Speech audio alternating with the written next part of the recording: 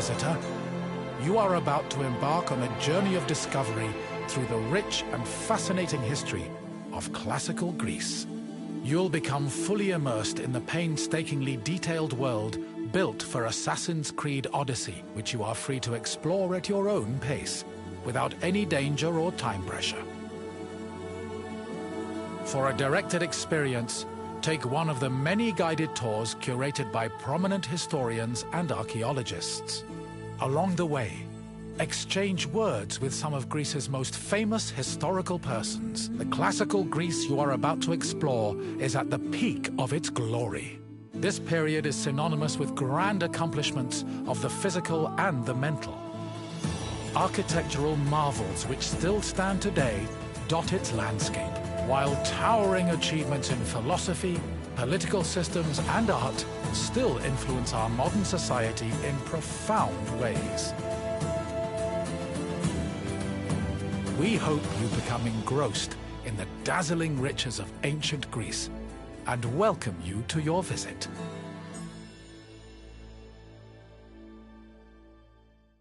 Αδύνατον εστί.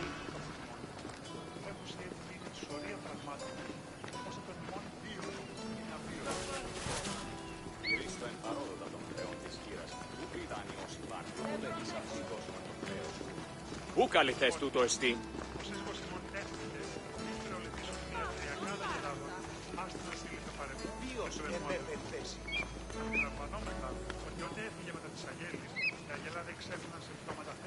Τι έστει τούτο? Από τα χρήματα. Λείψω μεγάλο είναι να δίνομαι από πλήρους τους στόχους. Εξίσφαμε του προνήνου. Συντάσσετε στο τέρμα του σοβού, λινίες του κύπρου. Καλησπέρα πέτρες. Τι έκανε τους μάλλον τα μεγάλους και σπουδαίτα. Τι στο χώρα κάτι. Απαιτήσατε πολλά τη χρήματα των πρώτερων μήνων. Αν με μου διώξεις το άνθρωπε, μου δύναμε πιστεύει τούτο. Οι στρατιώτε αφήκοντο μετά των σπιτέρων κοινών.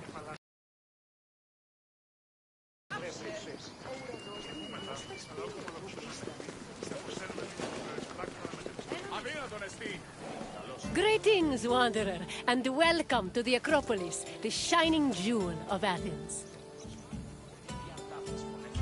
My name is Aspasia. Though I am not originally from Athens, I have climbed to the top of its social ladder using my wit and intellect. I've even earned the love of Pericles, one of the most powerful men in the city. The mind truly is a beautiful thing. Personally, I think the Acropolis is one of, if not the, greatest place in all of Greece. Though, considering it was the project of my partner, Pericles, I may be a touch biased.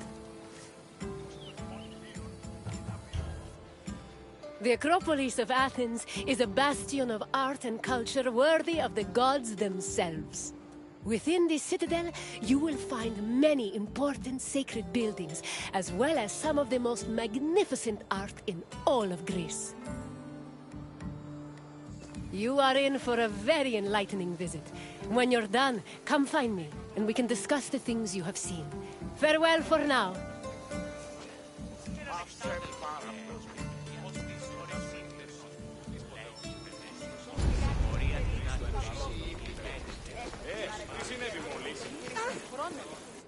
The Acropolis has gone through many changes in its long history. It began as a simple rock, was settled as early as the Neolithic period, and then became a fortress in the Mycenaean period. Stone buildings started appearing in the 7th century BCE. But the famous structures whose ruins remain visible today date mainly from a period of construction in the 5th century BCE. The location of the Acropolis is closely tied with Athens' foundation myth. Supposedly, it was the site where Athena and Poseidon competed for the city's patronage. This connection gave the Acropolis a sacred aura, and it was considered the religious heart of the city.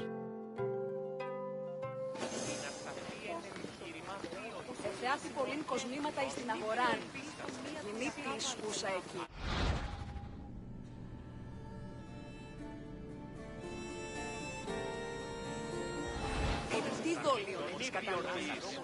Το ζών θυγάτριον περιήχθη φαυλόβιο.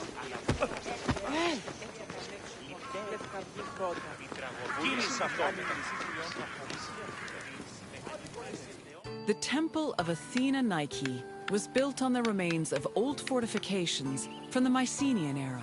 Worship at the temple can be traced back to the 6th century BCE, but the building itself was destroyed during the Greco-Persian Wars a century later. It was rebuilt during the Peloponnesian War. Given that the name Athena Nike roughly means Athena of victory, it was likely constructed in the hopes that Athens would win the war. Unusually, the temple depicts historical scenes of battles against the Persians instead of the more mythologically inclined art of other Greek buildings. The temple's priestess was chosen randomly among the Athenians and received a salary of 50 drachmae annually, along with skins and trophies from sacrificed animals.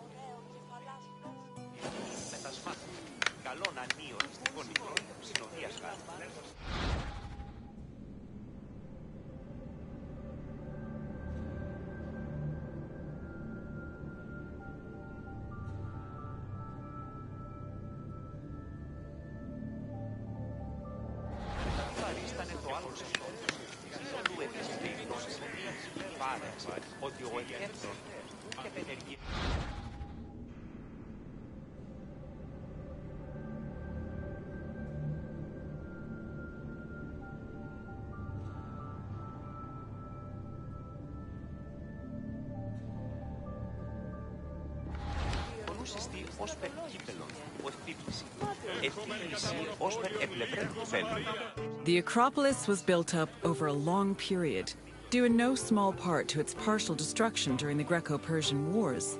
It was in the 5th century BC its most significant improvements. This period was an extremely prosperous time for Athens, both financially and culturally. With a booming economy bolstered by trade and the Lavrion silver mines, Pericles, the leader of Athens, financed a huge project to rebuild the citadel. He enlisted the help of renowned artists, like the sculptor Phidias, as well as the architects Iktinos and Callicrates. Together, they erected buildings like the Parthenon and the Propylaea Gateway. Pericles' goal was to make the Acropolis into a glorious monument to the gods and to mortal Athenians. Η τραγωδία κινείται μεταξύ τριών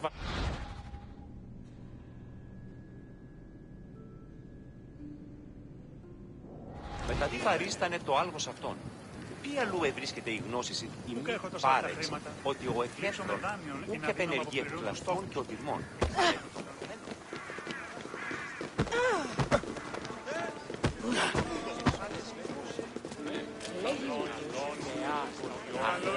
Behind the Propylaea was the giant bronze statue of Athena Promachos, or Athena who fights on the front lines. That name was reflected in the spear and shield the statue held in its hands. It was erected in the mid-5th century BCE by the artist Phidias. According to an inscription, it took 9 years to make and cost almost 500,000 drachmae. At approximately 10 meters tall, the statue was apparently so large that Pausanias claimed its helmet and spear tip could be seen from the sea near Cape Sunion, 60 kilometers away.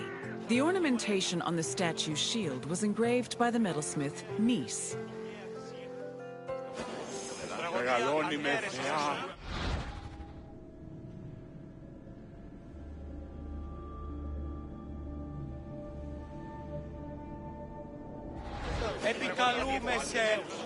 Behind the Propylaea, that name was at approximately.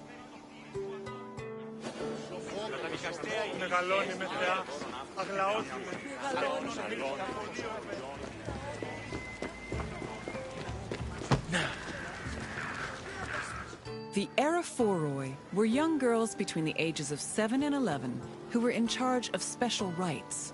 A list of 4 girls was drafted by the Assembly of Citizens, from which the High Magistrate, the Archon Basileus, chose 2 to serve as Aerophoroi for the year. The girls lived in a house on the Acropolis. They were in charge of carrying sacred objects and weaving the peplos of Athena. The peplos was a sacred robe offered to Athena during Panathenaea, a festival held in her honor.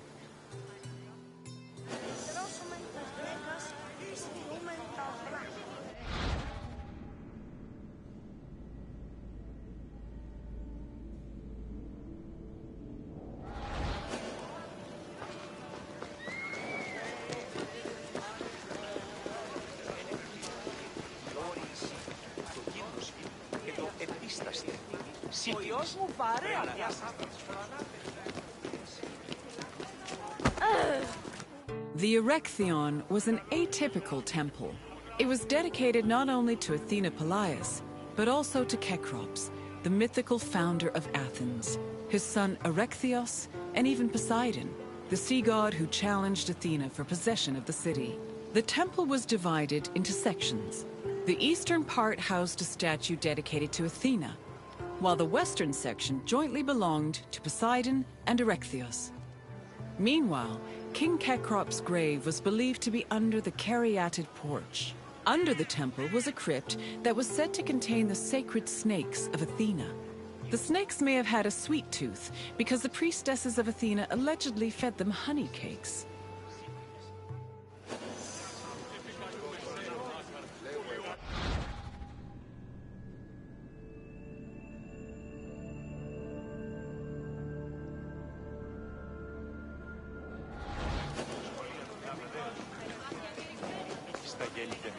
Τι σχόλη προποδών έχεις? Ήστα έχω σχόλη. Επικαλούμε σε μάχας, πολιώνυμε, πυρήνολες τελετάσα, θεών πάτερ δέχειες, κυπτούχε.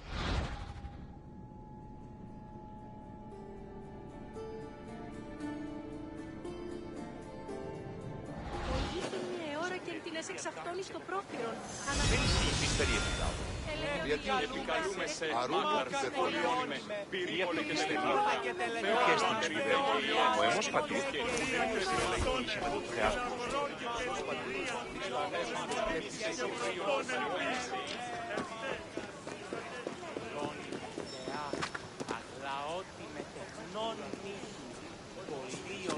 Πολύ ληστή λυτήρα κακών.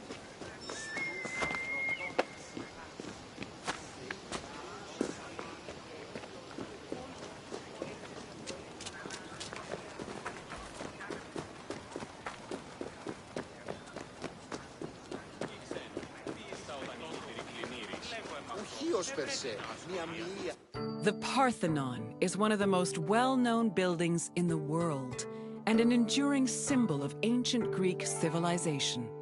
While it is located on the Acropolis, the building is not a traditional temple. It was built by the sculptor Phidias and the architects Callicrates and Ictinus as a great monument to the glory of the city of Athens. That glory is evident in its many carvings. One of the most carved monuments in Greek architecture, the Parthenon's decorations depict several mythological scenes. These include the birth of Athena, the gods' battle with the giants, and the procession of the great Panathenaea.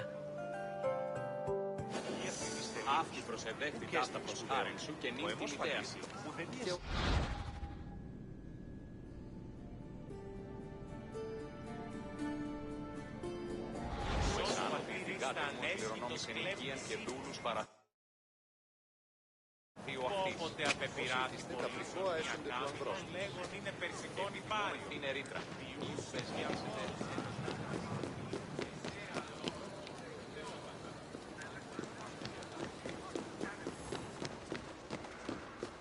The Parthenon's inner chamber, or cella, contained a massive statue of Athena that was considered to be one of the sculptor Phidias's greatest masterpieces.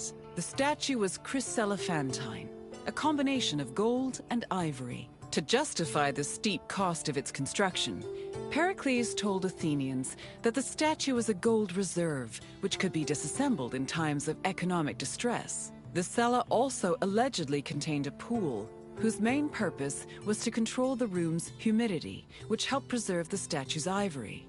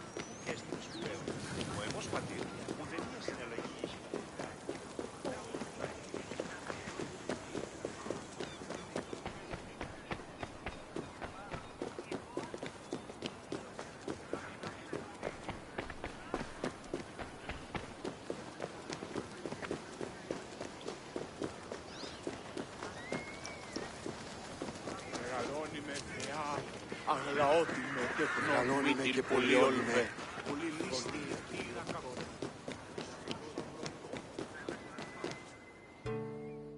Athens' treasury was located in the Parthenon, where it was believed to be protected by Athena herself. The treasury contained objects of great value, acquired from different conquests, as well as a mass of minted silver coins and various offerings to Athena. Pericles also decided to move the entirety of the Delian League's treasure to the Parthenon in 454 BCE. This was a great testament to Athens' power over the rest of Greece. The riches were divided into two parts: the Demosia, which belonged to the city, and the Hiera Cremata, which was dedicated to the goddess and only used for religious purposes.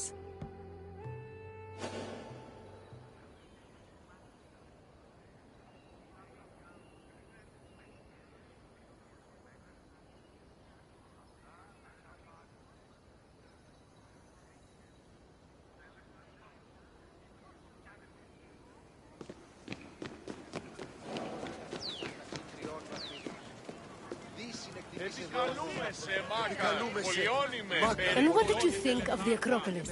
It truly is quite something, isn't it? A sacred sanctuary and an architectural marvel, all in one. If you have any questions, don't hesitate to ask.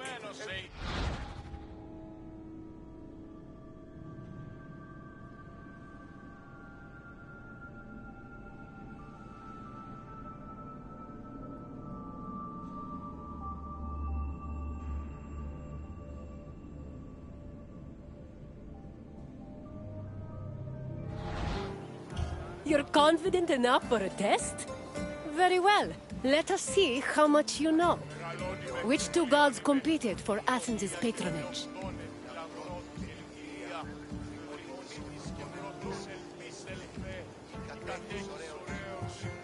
Correct. It was Poseidon and Athena who fought for Athens' patronage. As for who won, the answer is in the city's name. On to the next question. Who sculpted the statue of Athena in the Parthenon?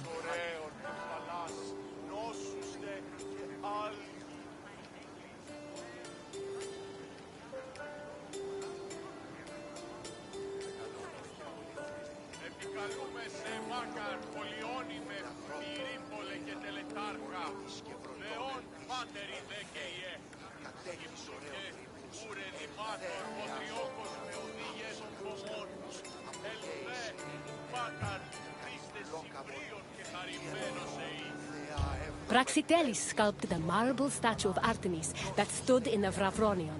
Try again.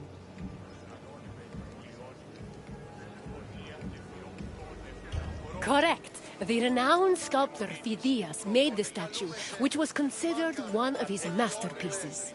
And now, the final question. Which king's tomb was believed to be under the caryatid porch?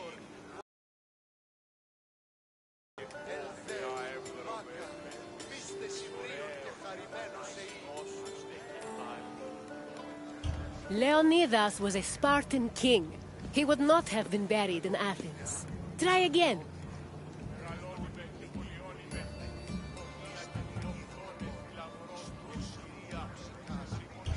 I'm afraid not. Menelaos was known for two things: marrying Helen of Troy and going to war when she left him for the beautiful Paris. Try another answer.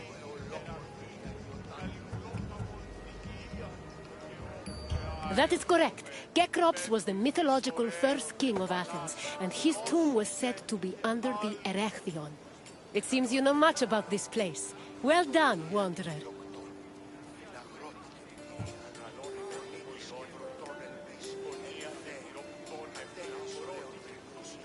Very well. On to the next door.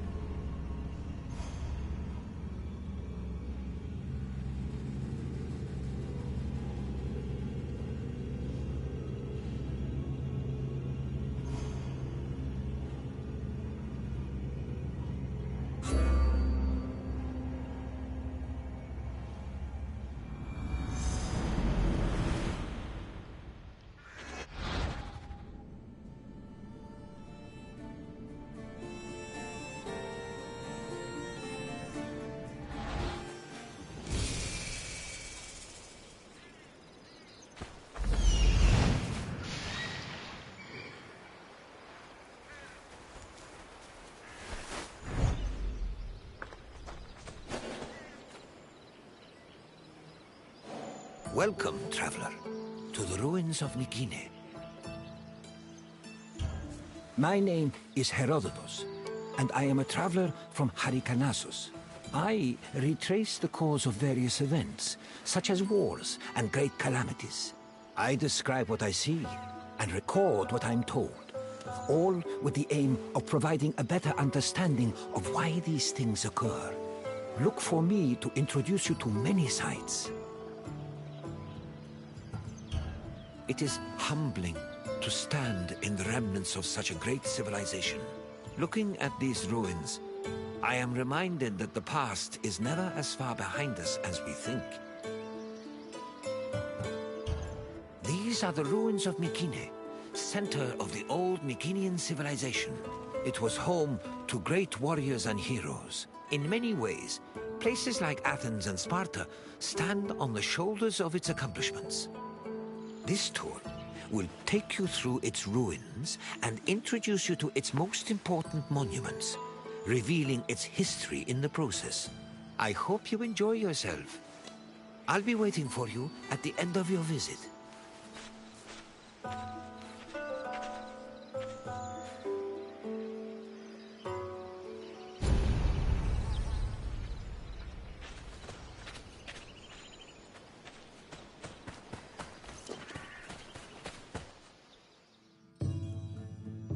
The Mycenaean civilization flourished in the Late Bronze Age between 1600 and 1200 BCE. During this period, it was mainly located in the Peloponnese and central Greece. Mycenaeans were known for exploring distant lands.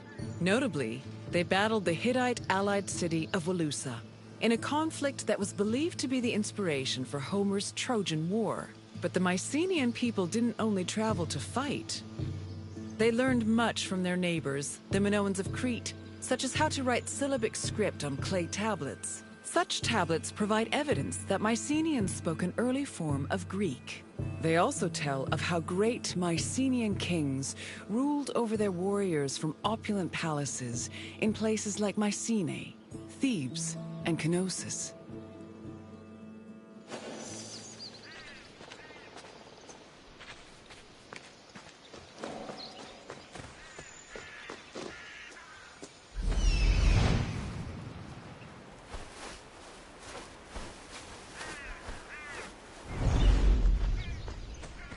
The entrance to Agamemnon's citadel, or the Lion Gate, is one of the most iconic monuments in Mycenae. It is impressive for both its height and for the intimidating rendering on its relief, which depicts two lions standing on either side of a column.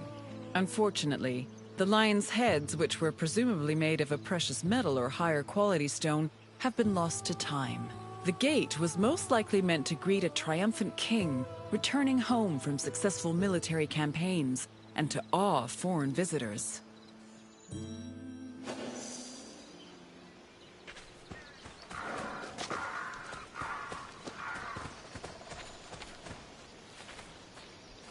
The entrance to Agamemnon's citadel, or the Lion Gate, it is impressive for both. Unfortunately, the gate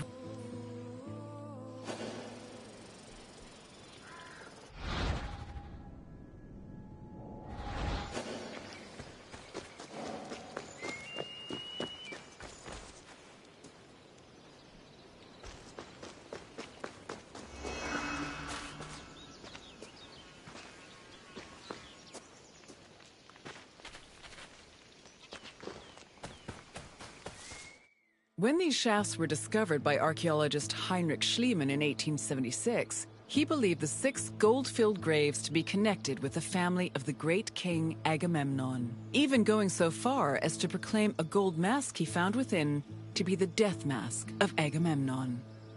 However, this was refuted by later excavations, which showed that the 19 bodies buried in the shafts dated back to a few hundred years before Agamemnon was even born. In fact, at the time of the body's burial, the Lion Gate and the citadel walls had not even been built yet. It's estimated that the people in the graves were members of the first Mycenaean dynasty. The graves later became a place of worship for Mycenaean kings, who raised walls to protect them. These walls helped preserve several incredible artifacts, including women's jewelry, death masks, and masterfully crafted weapons.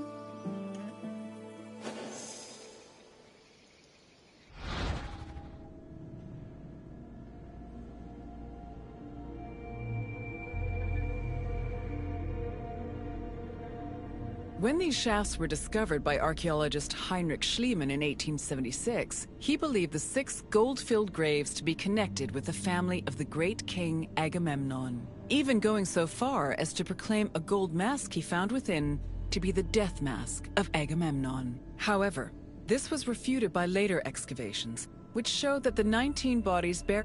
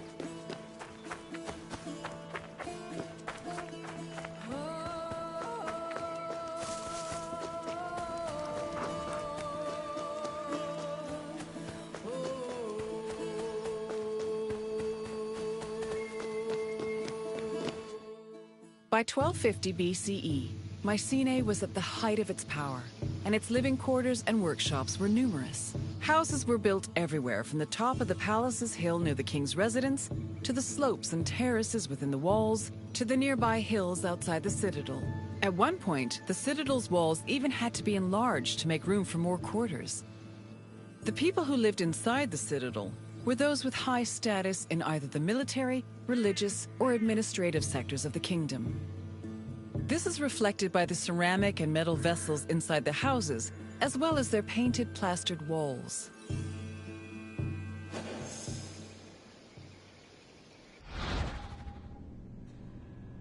By 1250 BCE, Mycenae was at the height of its power, and its living quarters and workshops were numerous.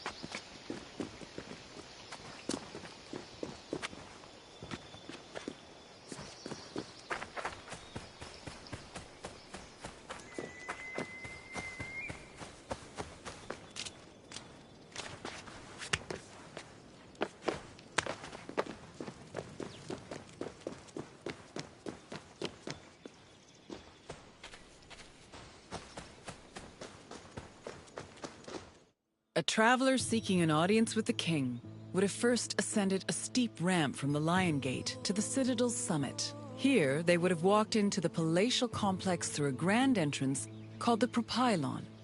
Once inside, their gaze would immediately be drawn to the palace's main hall, a monumental area known as the Megaron. The vividly decorated Megaron, which glittered with precious objects and colorful frescoes in its heyday, was where the king would have received the traveler. If the king was feeling generous, he would have shared with the visitor the palace's most marvelous feature, its commanding and majestic view, which stretched from the plain of Argolis to the gleaming Aegean Sea.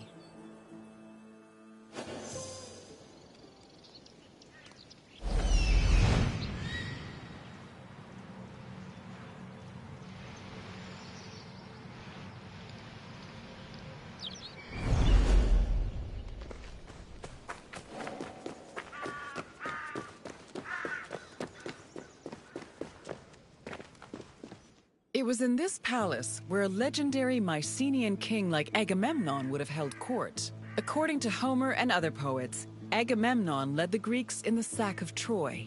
Stories say that he was a fearsome warrior on par with Achilles, but also an overly ambitious and arrogant ruler. He sacrificed his own daughter, Iphigenia, to convince Artemis to grant his ship's passage to Troy. After conquering the city, he returned to Mycenae with mounds of riches, and a Trojan named Cassandra as his concubine. Agamemnon's wife, Clytemnestra, was not pleased with her husband's sacrifice of their daughter. She plotted to murder her husband out of anger. The plot was successful, and, depending on the version of the story, Agamemnon was either murdered in his bath by Clytemnestra or killed by his cousin Aegisthus during a banquet.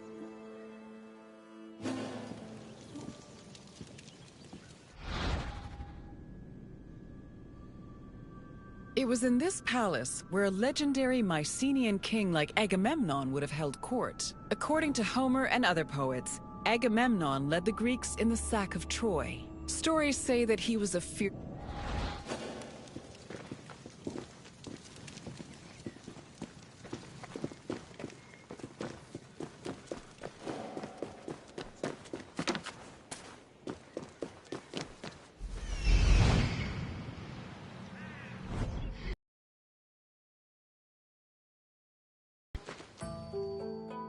You've completed the tour.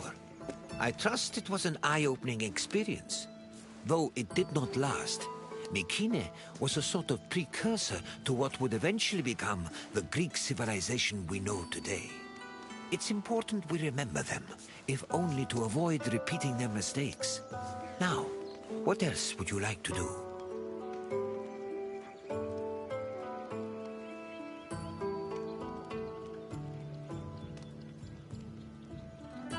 Then let's begin. First, I have quite a simple question. Which ancient city may have been the inspiration for Homer's depiction of Troy?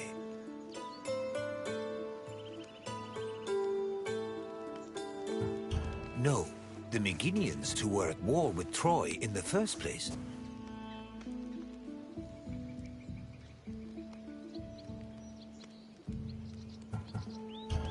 Thebes played an important role in the tragedy of Oedipus, but it was not the basis for Troy. Keep trying.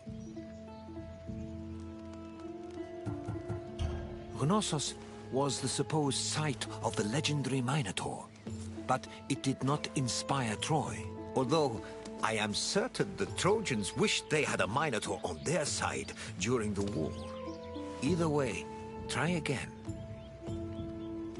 Yes, the Mycenaeans' conflict with the city of Wilusa allegedly inspired Homer's Trojan War. Now for the second question. Agamemnon sacrificed his daughter Iphigenia to convince which god to allow him to proceed to Troy?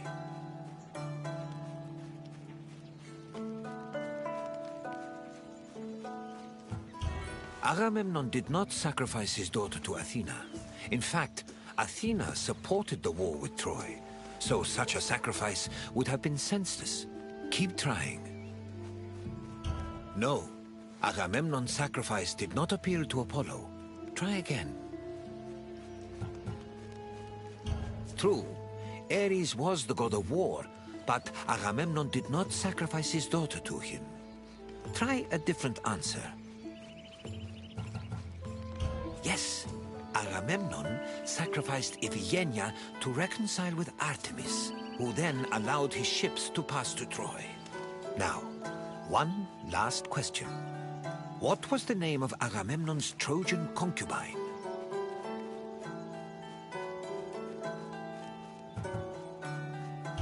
Correct. Following the sack of Troy, Agamemnon sailed home with the Trojan prophetess named Cassandra. You've studied the ruins well, traveler.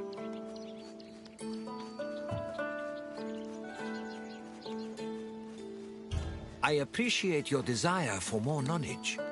Let us continue.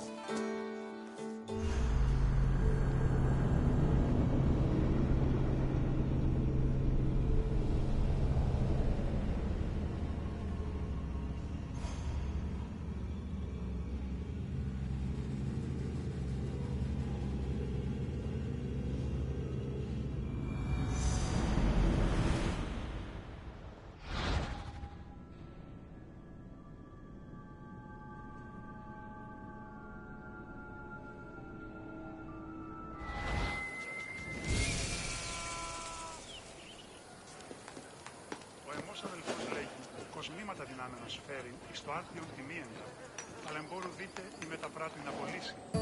Welcome, friend, to this especially sacred part of the Olympian sanctuary. My name is Varnavas, and I am a ship captain. Don't be fooled by my scarred eye. Though I've seen my share of combat, I mostly stick to trading these days. Well, trading and introducing visitors like you to wonderful sights like these.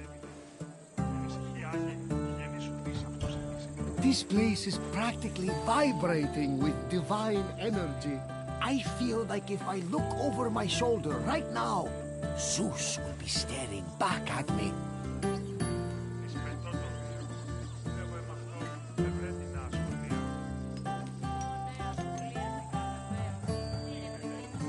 The sanctuary of Olympia was dedicated to Zeus, king of the gods. It had close connections to the divine, as you will see very soon. I'll come find you when you're done, and we can talk about what you've learned.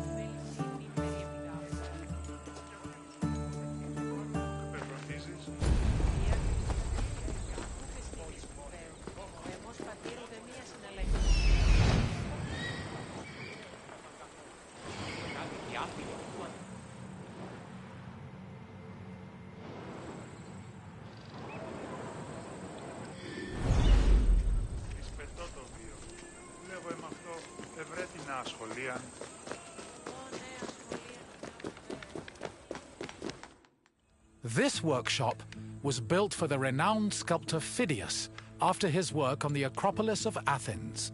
In 435 BCE, Phidias came to Olympia to begin working on the great chryselephantine statue of Zeus. He died 5 years later, shortly after completing his masterpiece. This grand statue would become one of the 7 wonders of the ancient world. Phidias's workshop was located right next to the Temple of Zeus. Its structure has been well preserved, mostly owing to its conversion to a church in the 5th century CE. Archaeologists have also discovered lots of ancient materials in the surrounding area, such as casting molds and sculpting tools. The most famous artifact, however, is a cup bearing an inscription that aggressively states, "I belong to Phidias."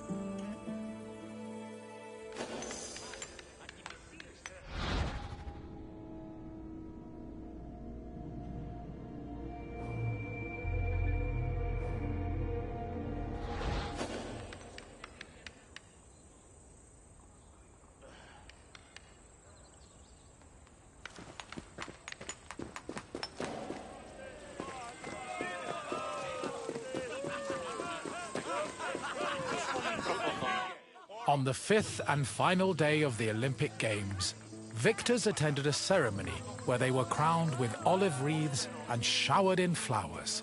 The crowns came from the sacred olive tree of Zeus, which was planted near the god's temple. A young boy trimmed the branches with a golden sickle before giving them to the Hellanodikai to turn into wreaths. After the crowning ceremony, it was time for great feasting and celebration.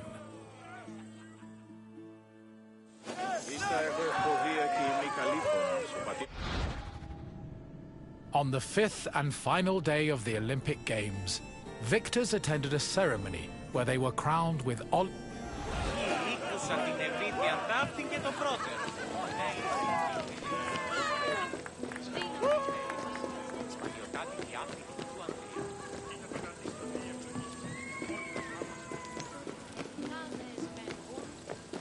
Ενθάδες μεν.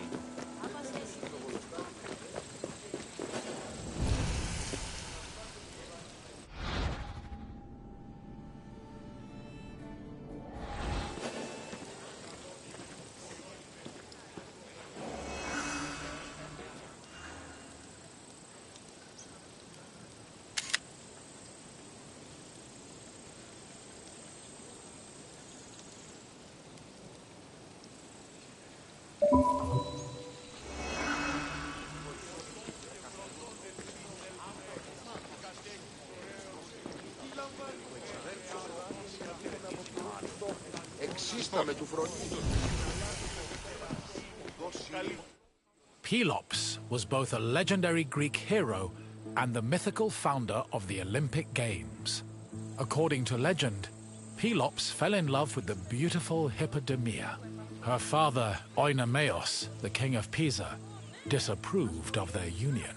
Having once heard a prophecy that he would be killed by his son-in-law, Oenomaus was known to challenge his daughter's suitors to chariot races, killing them when he won.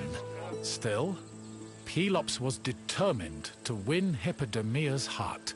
Before the race, he enlisted the help of Poseidon, who gave him a golden chariot with 4 winged horses. Pelops was able to win both the race and the hand of his beloved, while Oenomaus was dragged to death by his horses.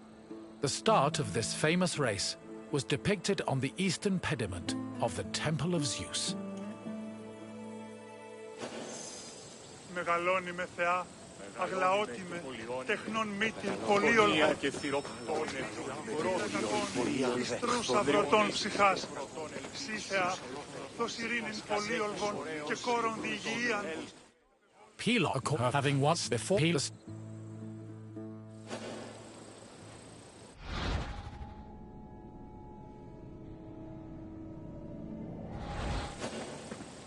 Μεγαλώνει με επικαλούμε.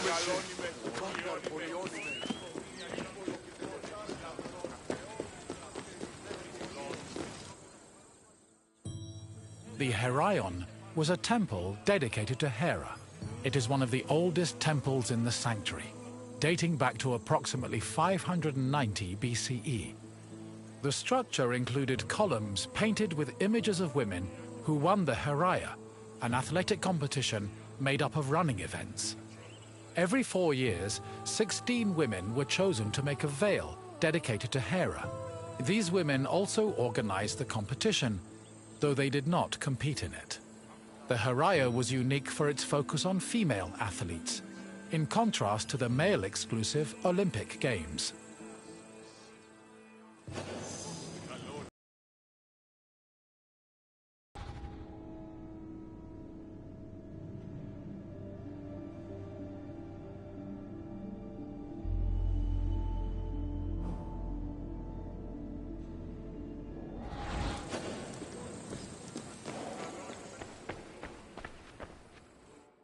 Hera was the goddess of women, marriage, family, and childbirth. She ruled Mount Olympus as queen of the gods, along with her husband and brother Zeus. Many mythological stories paint her as being annoyed at Zeus's many lovers and illegitimate offspring. In Greek art, Hera is usually depicted as matronly and regal, often wearing a crown or sitting on a throne. She is also sometimes seen holding a pomegranate, a symbol of both fertility and death. Hera's cult was very popular across Greece, and Olympia even minted her image on its coinage.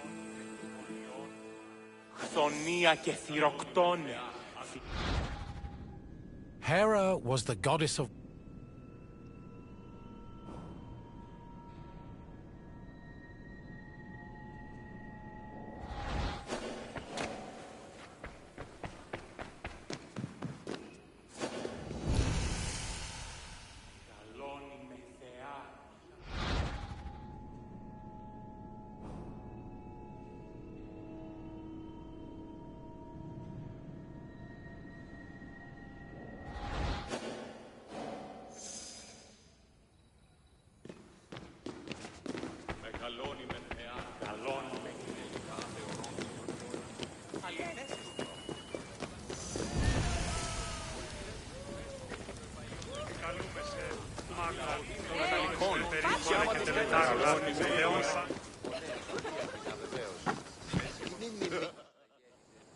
One of the highlights of the Olympic Games was a ceremony that took place on the third day of the festival. It began with a procession of athletes, ambassadors, Hellenodikai, and animals. The group made their way around the Altis until they arrived at the Temple of Zeus. Then the animals were brought in front of the altar of Zeus and offered as a sacrifice. This sacrifice was known as a hecatomb, a word that originally described the sacrifice of 100 oxen. During the hecatomb, the bones and legs of the animals were burned and carried to the top of a mound of ashes from previous sacrifices. Meanwhile, the meat of the animals was saved for a large banquet held later in the evening.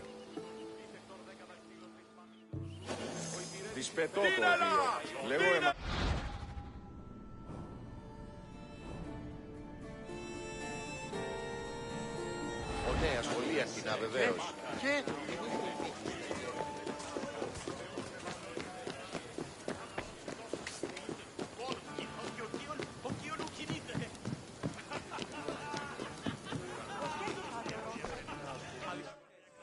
The Olympic Games were dedicated to Zeus, and all the ceremonies and events were hosted in his honor. It is no surprise that the largest temple in the sanctuary was the Temple of Zeus. While most temples were restricted to priests, the Temple of Zeus welcomed all who visited Olympia. This openness was most likely meant to show off the gold and ivory statue of Zeus that stood within the temple's walls.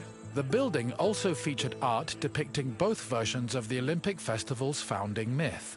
The eastern pediment showed a scene from the legendary race between Pelops and Oinomaos. The temple's metapiece, meanwhile, showed the 12 labors of Heracles, the other mythical founder of the Games.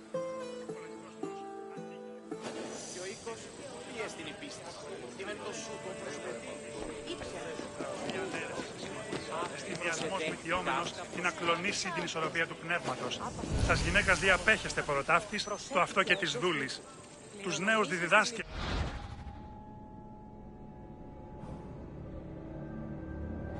Η τραγωδία διαφθείρει τους νέους και ούτε καταμαλθακίζονται. Εκπλήσει, αποφέρεται το πυρί του ατόπου υποθάλπωτη.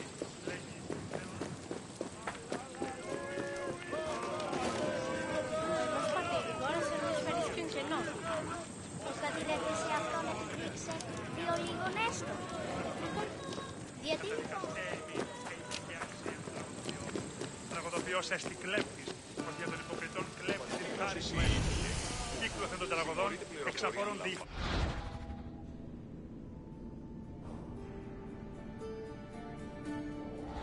Οι χαρακτήρες εν τις τραγωδίες προαιρούνται το ύψος της διανοίας ένικης. Η τραγωδία εκλαμβάνει τας ιστορίες αυτών και χρείται ταύτας τραγωδοποιού ένεκα.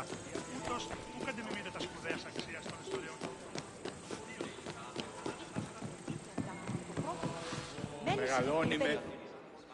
Zeus was the god of sky and thunder, and king of the Olympians. He ruled the world from his home on Mount Olympus. The child of Cronus the Titan, Zeus overthrew his father and cast the Titans out in a great battle known as the Titanomachy. He had children of his own with his wife Hera, including Ares, Hephaestus, Hebe, and Ilithyia. He also had many children without Hera, much to her consternation, but there are too many to list here. Zeus was believed to have control over the lives of mortals, as his many epithets attest to. For example, his title Hawkios made him a keeper of oaths, while Xenios was the name conferred to him as a protector of hospitality. In Greek art, Zeus was usually depicted holding a thunderbolt and sitting on a throne, befitting his position as king.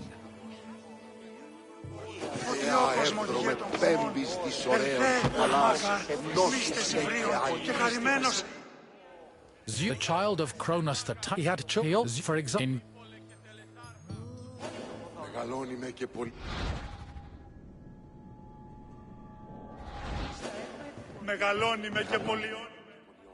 the Temple of Zeus was home to the chryselephantine statue of Zeus, one of the 7 wonders of the ancient world. The statue, made of gold, ivory, and wood, was sculpted by the renowned artist Phidias. At 13 meters tall, it was as impressive looking as it was difficult to maintain. Oil was used to protect the wood and ivory from cracking, and to prevent general decay. While the statue does not exist today, it was thankfully described by Pausanias in great detail, so its legacy lives on.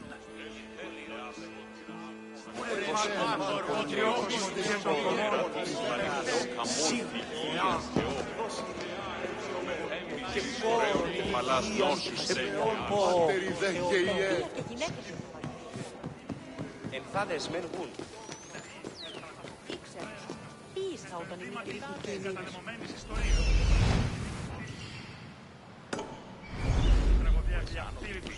Και ούτε καταμαλθακίζονται. Εκπλήσει. Αποφέρεται το πυρί του ατόπου υποθάλου.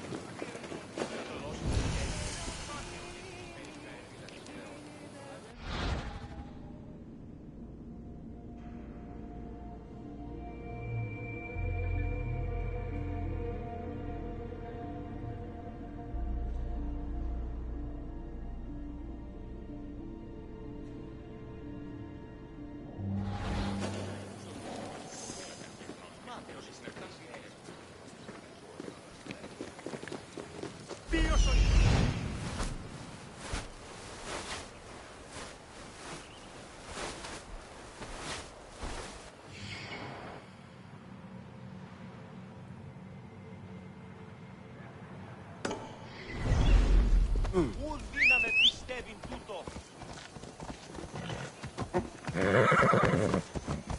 Ουδής ασφαλής εν Ελλάδη εστί το άδει. Ωραία μας ως καλούς εμούς ήδους. Δίδομαι δε για τις ιείς εν κόλανα. Ιωνού κινείται.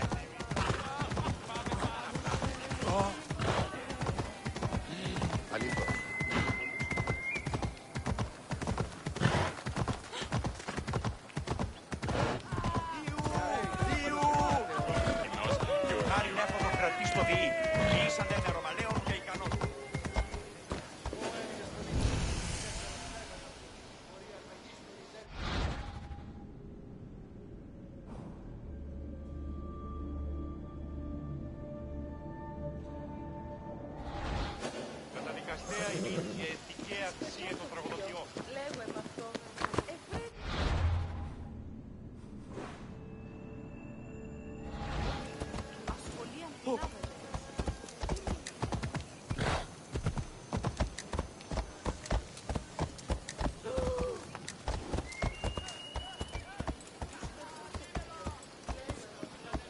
Μεγαλώνει με θεά, αγλαό του.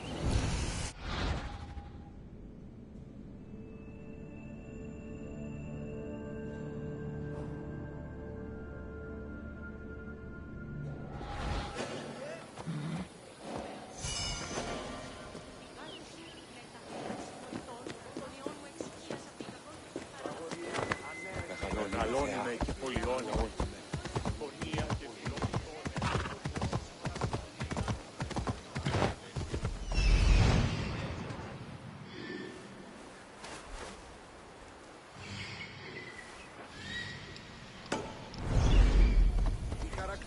αυτές τραγωδίες προαιρούνται του ύψους της διανοίας ένωσης. Επικαλούμε σε μάκαρ πολιόνιμε.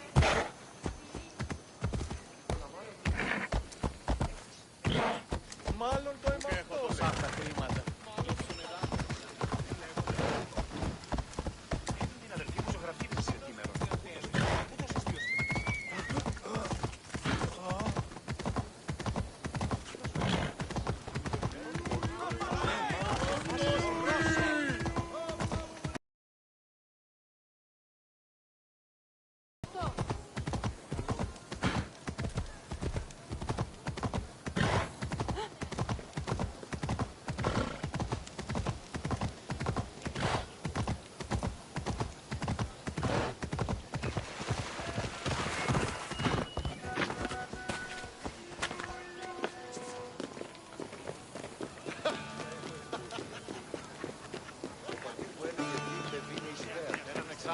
Τραγωδία εκλαμβάνεται στις ιστορίες αυτών και χρείται ταύτας τραγωδοποιού ένεκα. Hello again! I hope you enjoyed your visit and feel a little bit closer to the gods. Well, as close as a mortal can get. Is there anything else you'd like to do? Excellent! Let's see what you remember. Your first question is a simple one. Which goddess was Zeus's wife?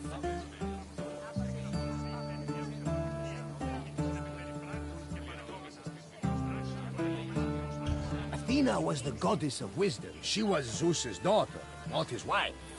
Try again. Depending on the story, Aphrodite was either Zeus's daughter or the product of some questionable sea foam. Either way, she was not Zeus's wife. Correct! Not only was Ida Zeus's wife, she was his sister as well. But let's move on to the next question. What kind of contest did Pelops win in his quest to marry Hippodamia?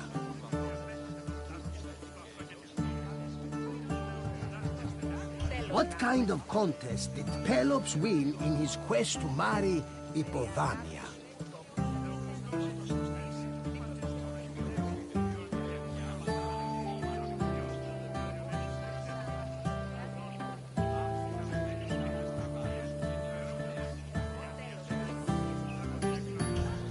Wrestling was a major event in the Olympic Games, but it isn't part of the legend of Pelops. Keep trying. Foot races were part of both the Olympic Games and the all-female event known as the Irea. However, Pelops did not run for Hippodamia's love. Try another answer. Yes! Pelops won a chariot race, thanks to Poseidon's help. And now, the final question. What was inscribed on the cup found near Phidia's workshop?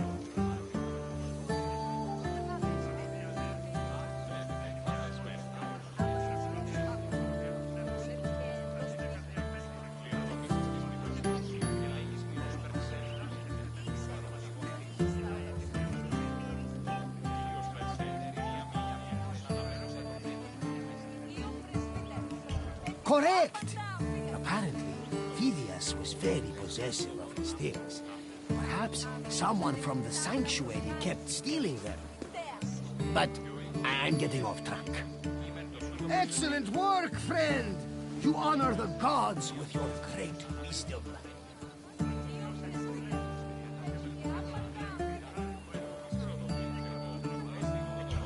Of course! Follow me, my friend!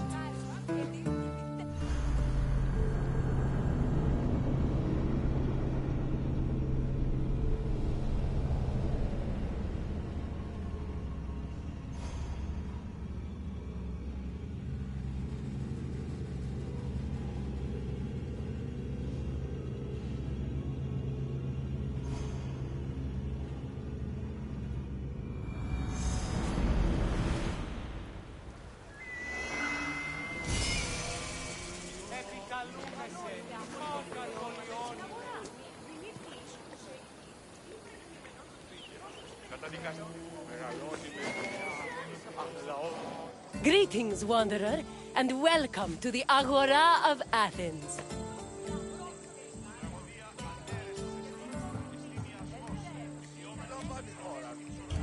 I love this Agora. Where else could you find a common fish merchant and an extravagant jewelry seller within a few feet of each other? It's that kind of variety that makes city life so rich and exciting. The Agora is the beating heart of any Greek city. It is a place where all types of people may gather, from citizens and foreigners to magistrates and philosophers. All manner of business is conducted here, including political meetings, legal proceedings, and trade. When you finish exploring, come find me, and we can talk more. See you soon, wanderer.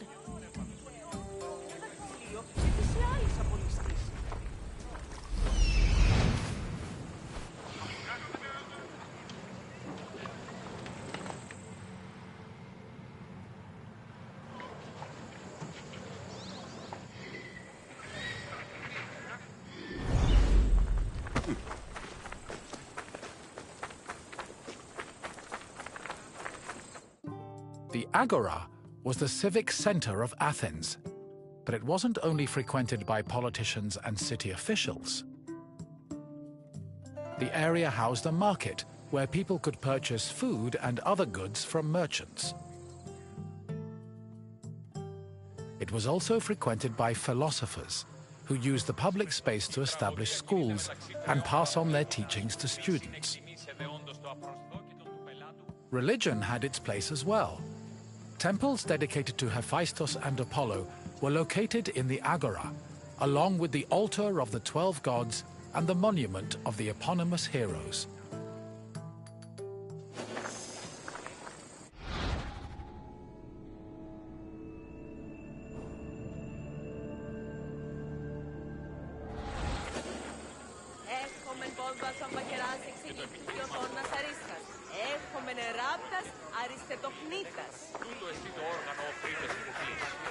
Σοφόκλης.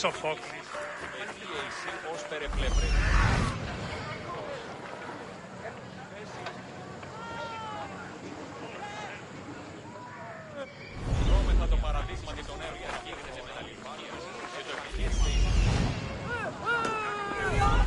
Ο επίπληση. Και τι εσύ ως περεπλευρέτης. Αν εν την κυρία Λιολίγο να μην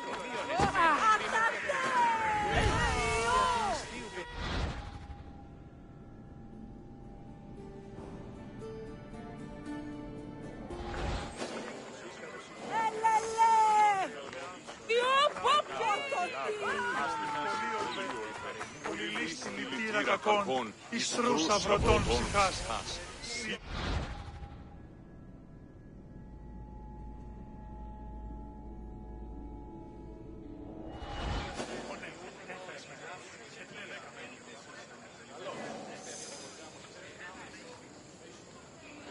Επικαλούμε σε Μάκαρ, πολιώνυμε, περίπολε και τελετάρχα.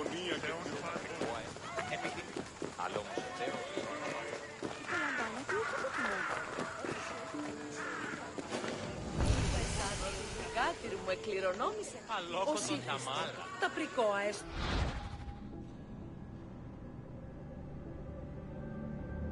Επιθυμούμεν την ερήτραν ή ούπες γεμίς. Αγαπά το αλλήλο.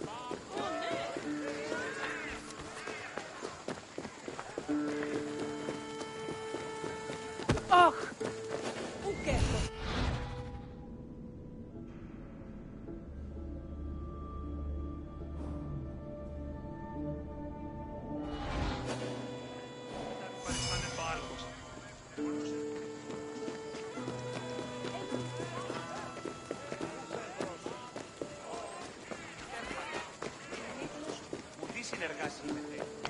Όχι.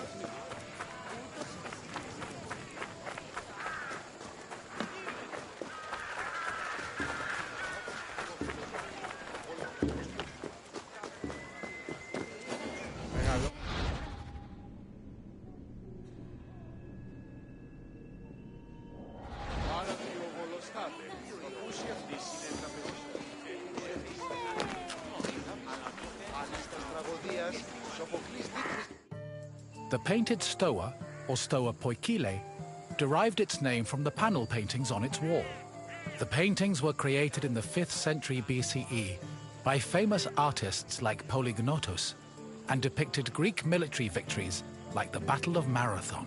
The stoa served as a public meeting place for citizens, but it was especially popular with philosophers who used the space to pass on their teachings. In 301 BCE, the philosopher Zeno of Kition chose the Stoa Poikile as the location for his school of philosophy, the appropriately dubbed Stoicism.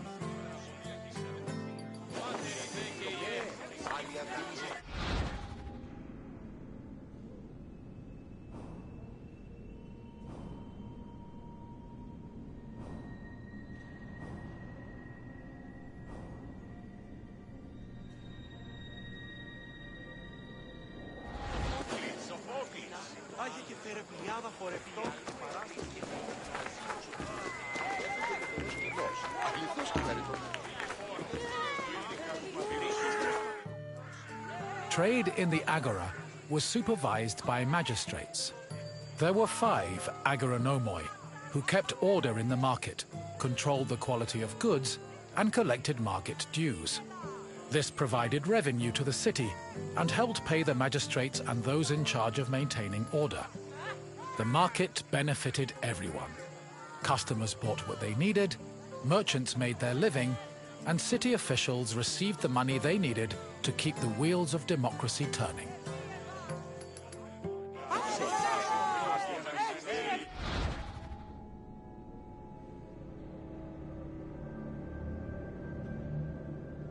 Trade in the agora was supervised by magistrates. There were 5 agoranomoi who kept order in the market.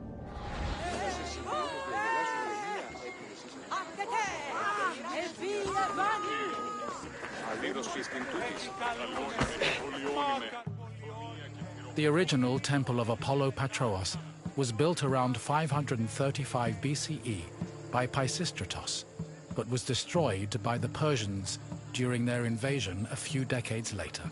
It long remained in ruins, except for the altar, which was left standing as a reminder of the Persian sacrilege. Eventually, a new temple was built in the 4th century BCE. Inside was a statue made by Euphranor, the same artist who painted in the Stoa of Zeus. The temple held special significance in Athens, as it was connected to the origin of the city's people. The name Patrous, meaning fatherly, referenced the belief that Apollo was the father of Aeon, founder of the Aeonian Greeks, from whom all Athenians are descended.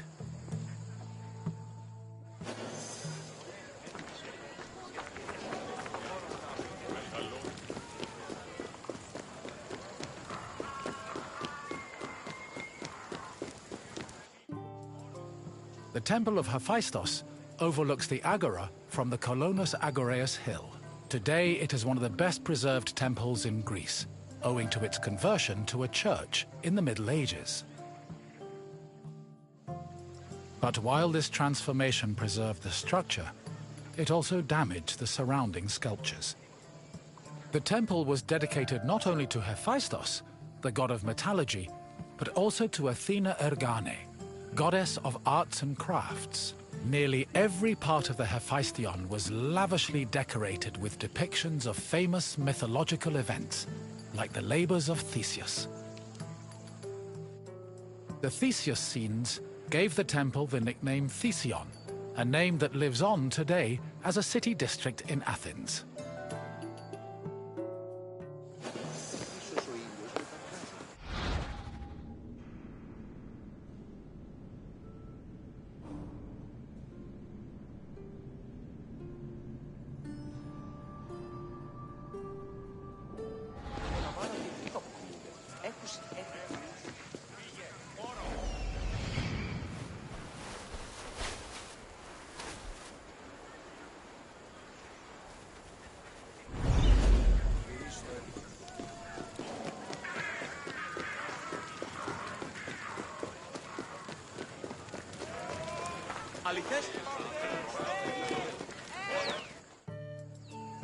The Boulaterion was another building in the Agora that contributed to the democratic process.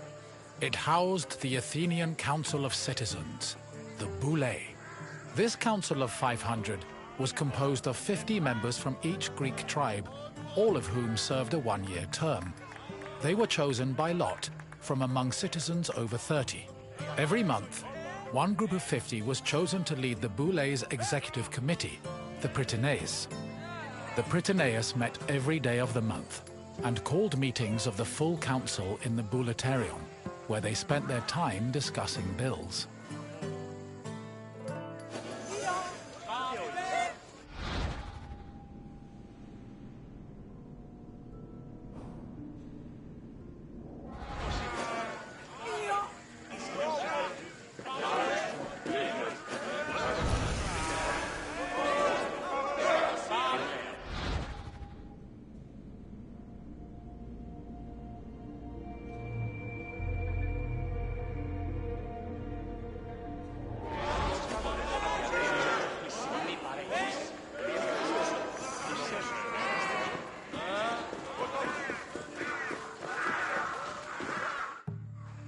The Prytaneon was one of the most important buildings in the Agora, as it was the headquarters of the Prytaneis. The Prytaneis was the executive committee of the Boulé, who ran the city's daily operations. The Prytaneis dined in the Prytaneon, and 17 of them slept on site to ensure there were always officials available to deal with emergencies. The Prytaneon also housed the official weights and measures of the city. The Fire of Hestia, which provided sacred fire for all public sacrifices, was also located there.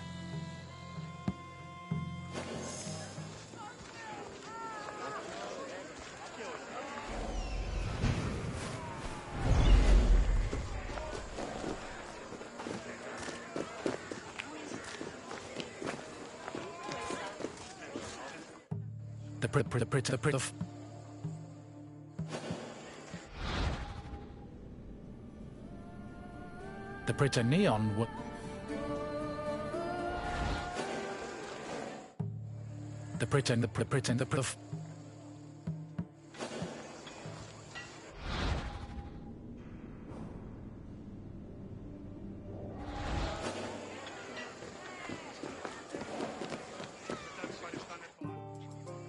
The Heliaia was the most important court in Athens and was presided over by a group of judges called Heliasts. Judging was a regular part of an Athenian citizen's life, with trials happening almost every day. Heliasts were chosen randomly based on two factors.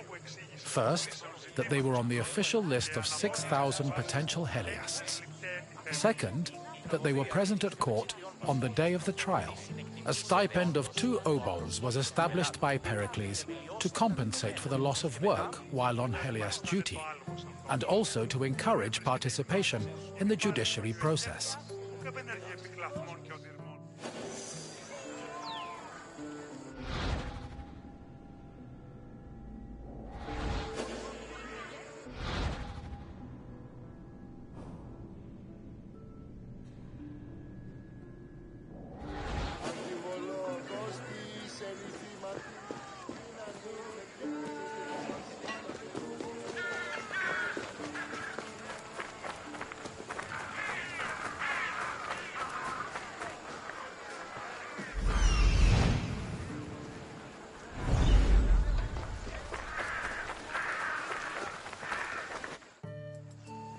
In the Agora, an Athenian could buy and sell many different products.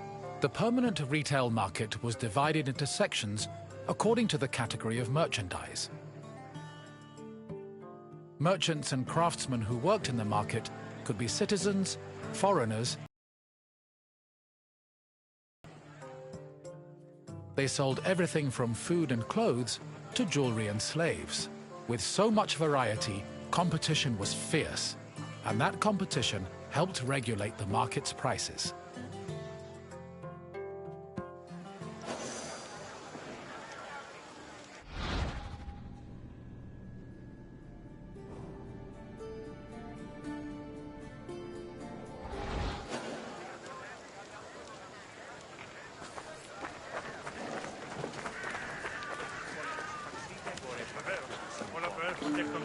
των έξωθεν της πόλης. Οι εντόπιοι ουχή άριστοι.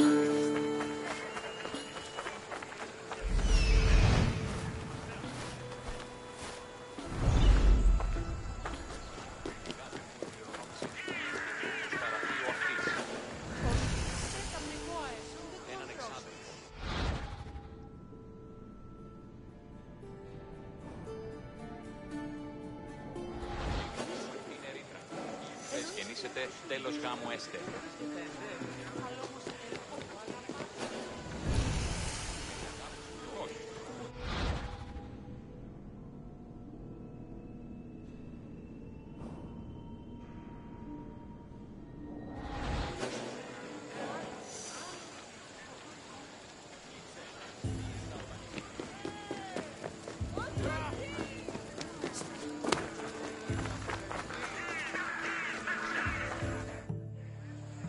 The Heliaio wasn't the only court in Athens.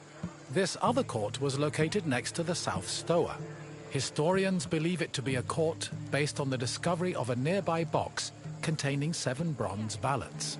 These ballots were used by jurors to give their verdicts.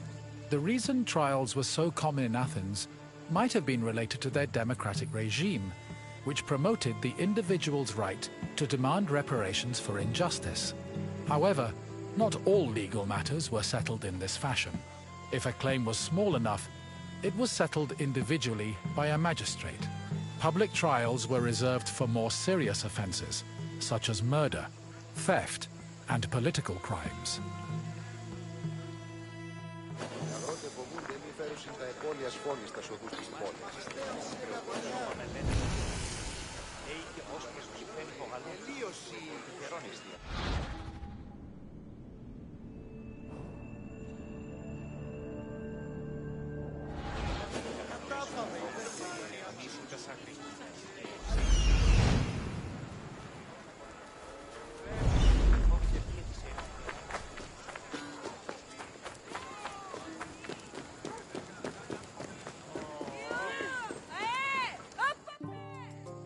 The mint was where the city made its coinage.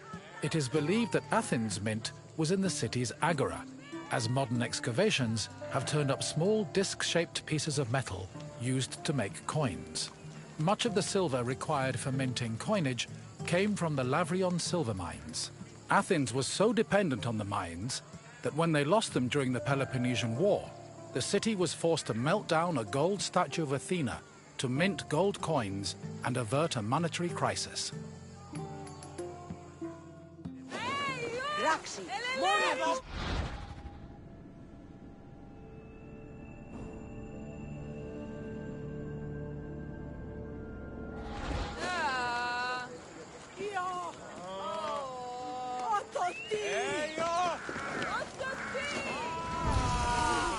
Άλλοτε πριν εξαντραποδεί.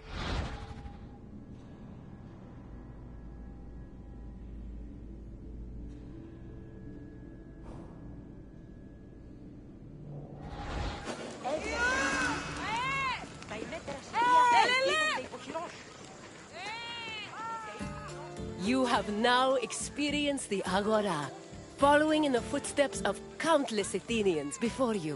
I hope the trip has impressed upon you how important this place was to trade, politics, and law. If you have any questions, don't hesitate to ask. Very well, let's begin. Which philosopher's school took its name from the painted stoa?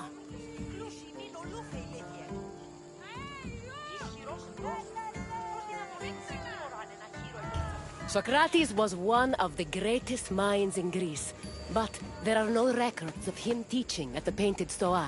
Try a different answer. Aristhenes is often called the founder of the school of cynicism, which had no relation to the painted stoa. Keep trying. Thales had an obsession with water, which he believed made up all matter in the world. He also lived a full lifetime before the Pikili stoa was constructed. Try again. Yes, Zenon taught at the stoa, and so he and his followers were dubbed Stoics. Time for another question. What other name has the Iphistion gone by?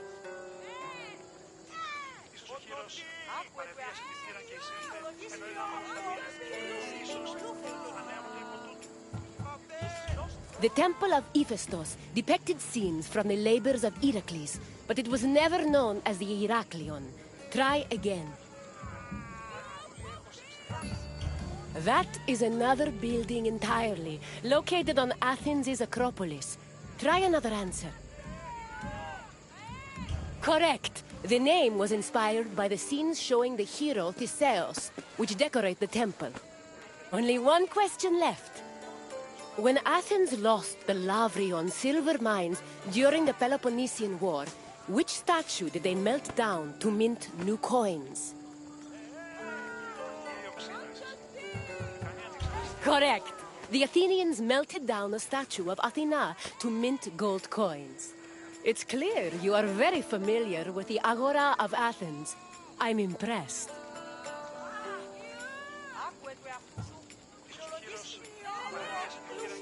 As you wish.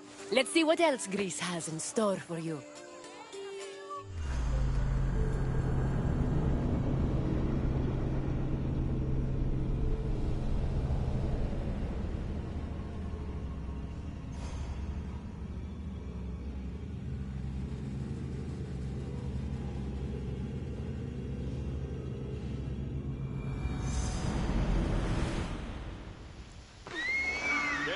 Και καλώς ήλθετε εις το μείζον πολιτήριον ενταυθεί. Ελθάδες λέγουν. Δωρε βοήε εκ Κυρίνης και εξ Αθηνών. Και ίνος Here, visitor, and welcome to this sacred site. Delphi is an amazing place to visit if you're looking for information. I've come here on several occasions in search of answers to some particularly puzzling questions. And sometimes I even found them.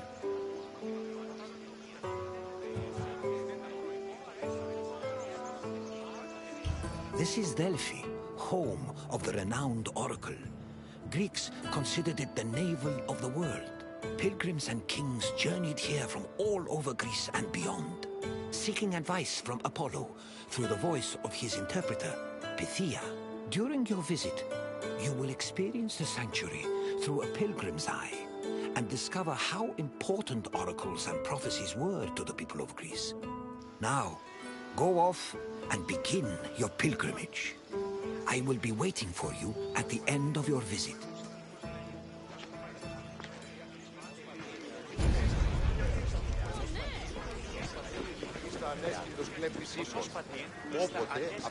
On their journey to the Temple of Apollo, pilgrims walked this sacred path up Mount Parnassus.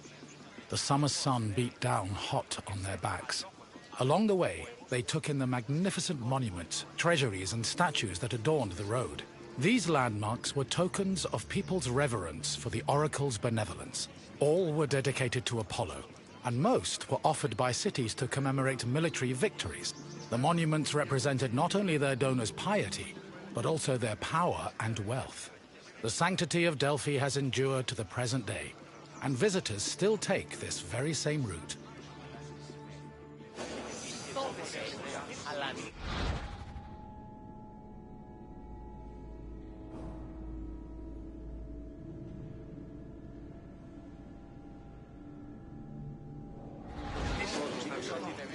Farfagenda άπαντα.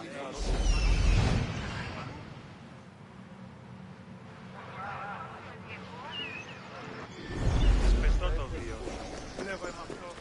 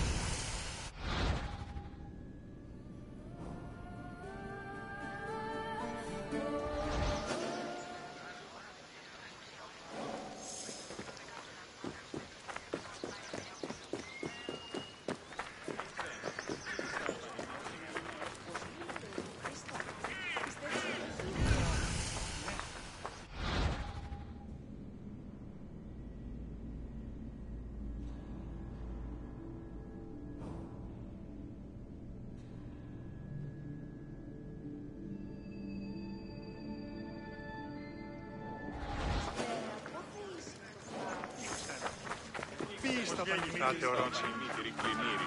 Ουσίως, περσέ.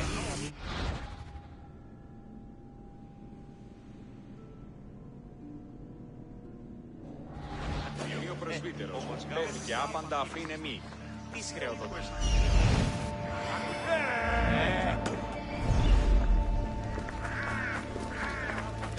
Τραγωδία ανέρεσης εστί.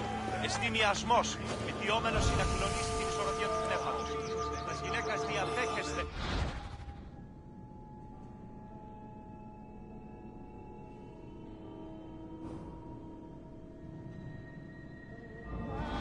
Καταδικαστέα η ηθική αξία.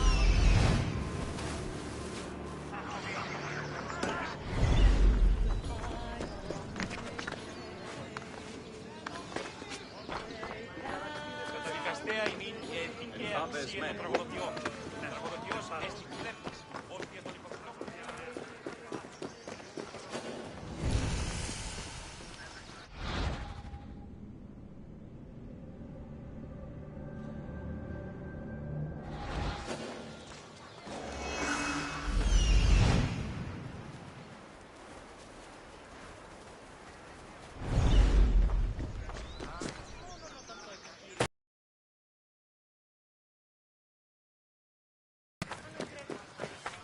Σαν ότι θυγάτη μου εκκληρωνόμαστε μια Πώς γέγει, Κατανοώ ότι θέλησε συνέντευξη.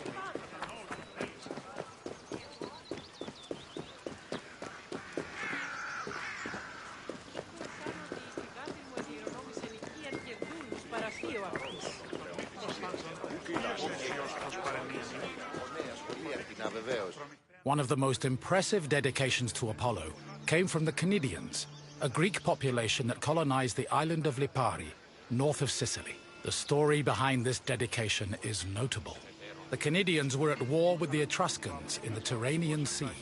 Seeking a good omen, the Cnidians consulted the oracle, and following her advice, they successfully captured 20 enemy ships. To thank Apollo, they offered the god the same number of statues as ships seized.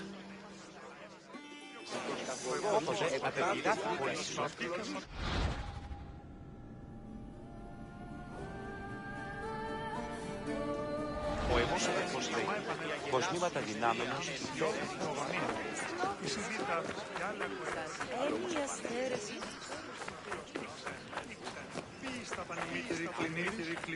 Άπασε στη μίξ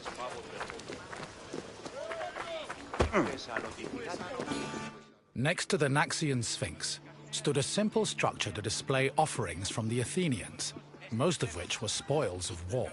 In particular, these offerings, called ex-votos, were prows of sunken Persian ships. The Athenians built the portico after their naval victory over the Persians in 478 BCE. ιδέο άνθρωπος και ιδέ το δέον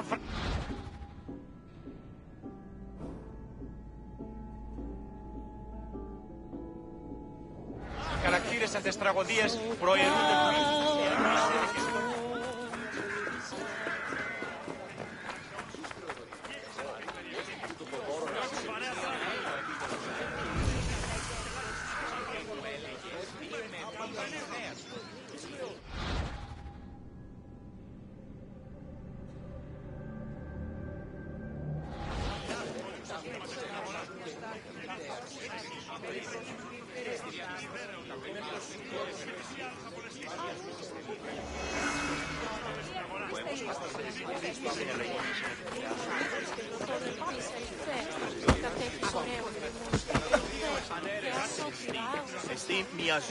Once arriving before the temple, pilgrims wishing to consult the oracle had to first pay a tax. This tax gave them the initial right to approach the altar of Apollo and make an animal sacrifice to the god. But before proceeding to the Pythia, the preliminary ritual had to succeed. If the animal reacted favorably and showed signs of acceptance to the god, it was sacrificed, and the pilgrim would be allowed to enter the temple to question the Pythia. Καταδικαστέ ημίν ηθικέ αξίε το τραγωδοποιό.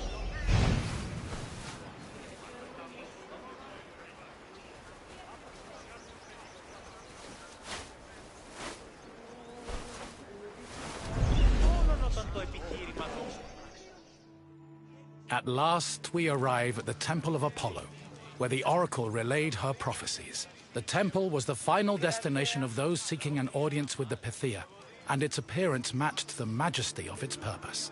Atop its imposing columns, the structure's pediments displayed famous mythological scenes, sculpted by the renowned Greek artist Antenor. But as grand as the temple looked from the outside, it paled in comparison with what happened within.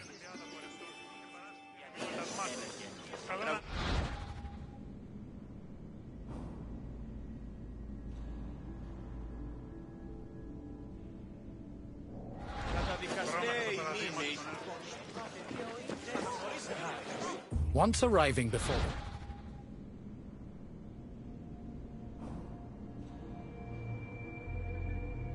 the temple, pilgrims wishing to this tax, but if the animal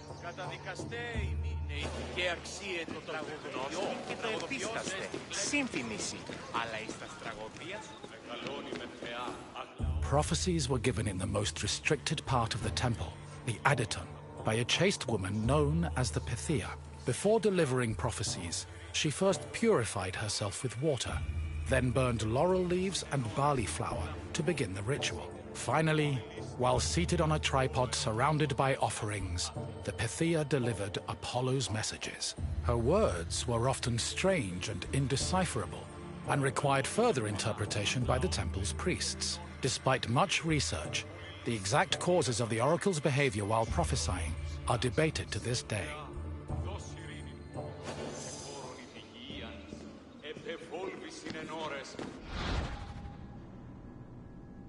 Prophecies were given in the most restricted part of the temple, the Aditon, by a chaste...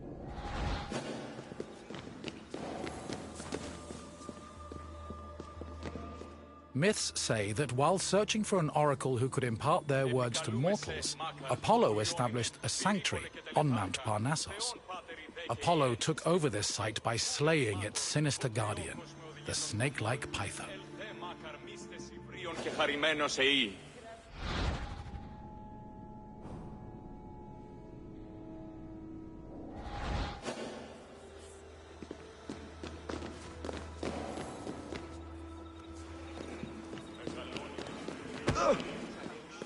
Your visit is complete. I hope you now understand how important this sanctuary was, and how it affected the lives of people both in the Greek world and beyond its borders. To be honest, I could speak about Delphi all day. But what would you like to do now? Ah, you wish to test your knowledge. Let's begin with a simple question. What did the oracle use to purify herself before her predictions?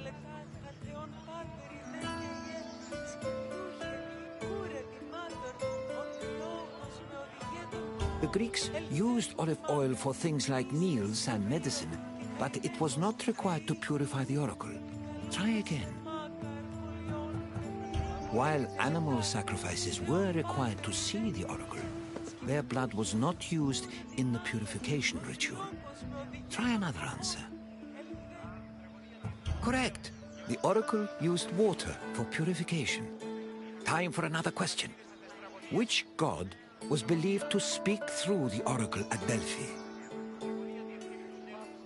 Yes, the oracle allegedly spoke the words of Apollo, which were then interpreted by priests. One final question for you. Delphi is situated on which mountain?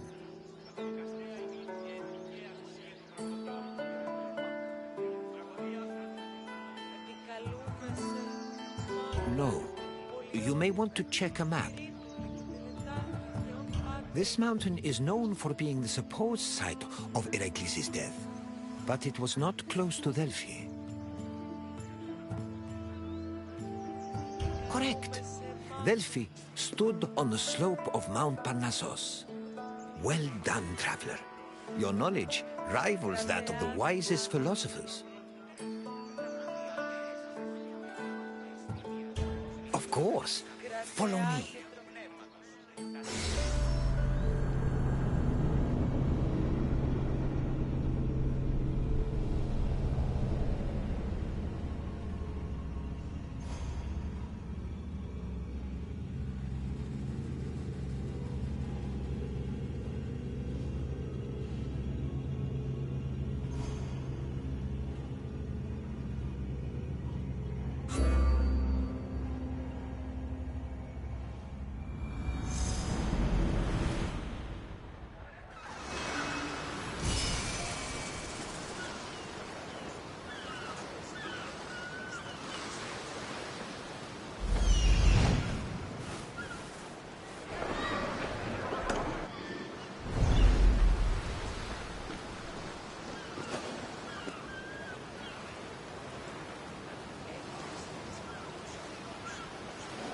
Greetings, wanderer, and welcome to the port of Piraeus.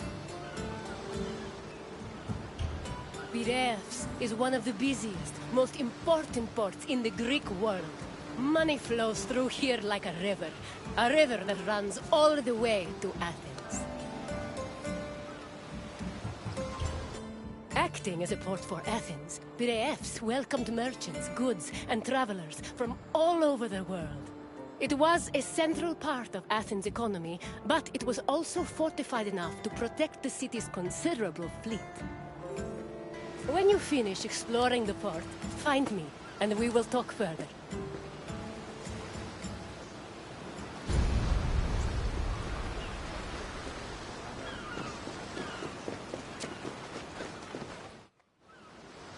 Piraeus, a peninsula southwest of Athens, became the city's main port after the politician Themistocles encouraged the development of its natural harbors.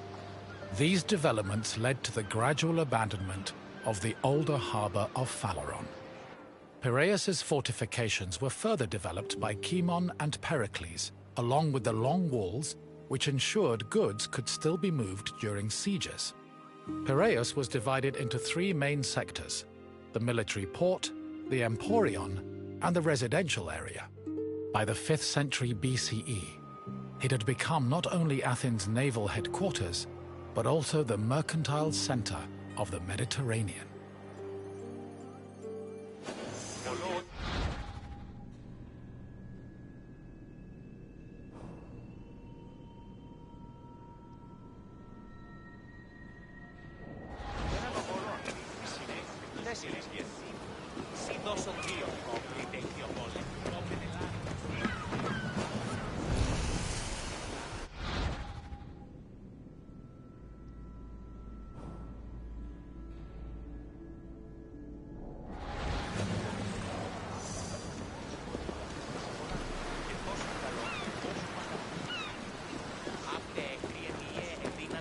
Σε Πέρσας. Λαμβάνω συνιστία.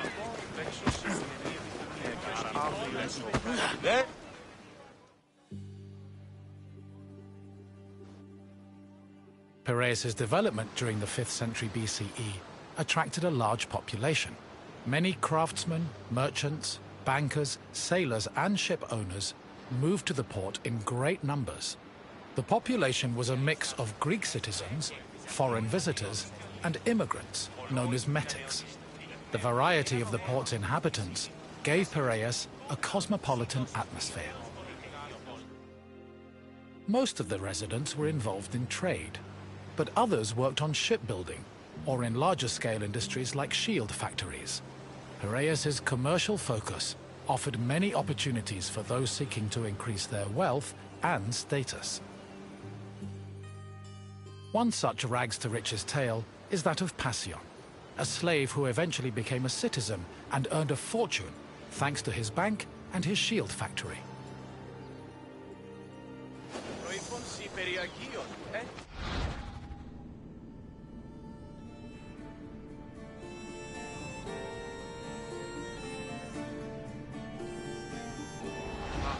Ίσως τη δεινά οικιακά. Δεινάκια και ιδρύα συνημένα εξαπλαντή. Piraeus was a demi, or district, of Attica. Because of its size, function, and varied population, it had a much more complicated administrative structure than other demes.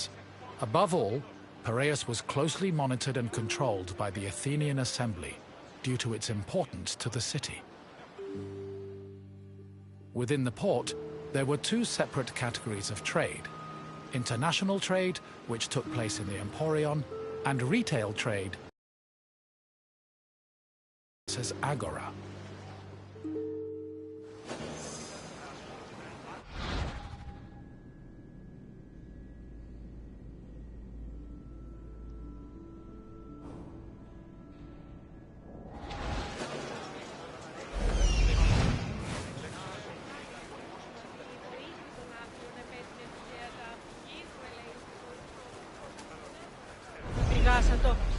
με τις παιγνίες ως τις επέβαλε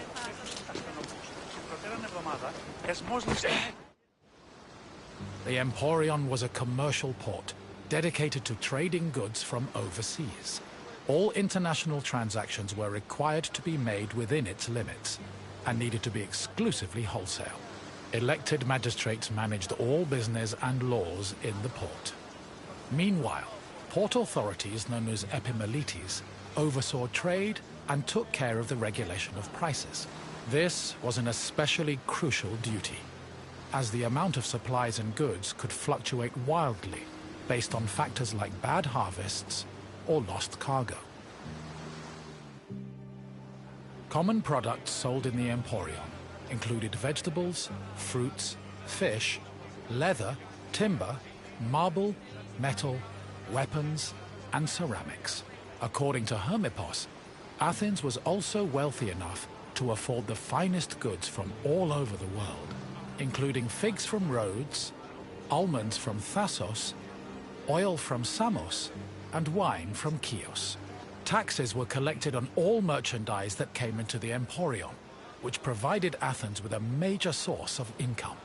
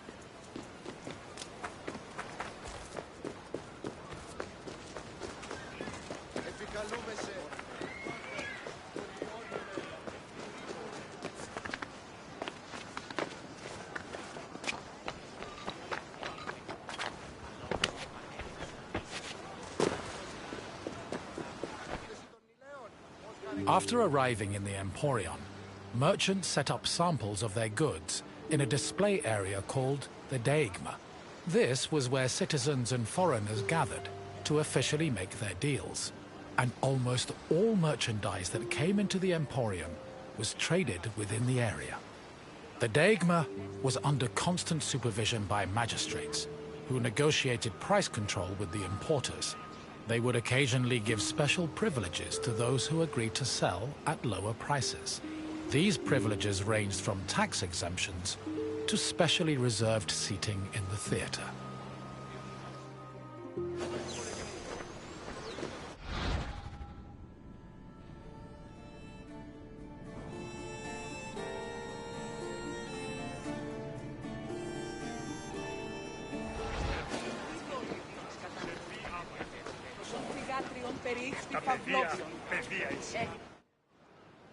Piraeus was a deme, and as such was supervised by a magistrate called the Demarchos.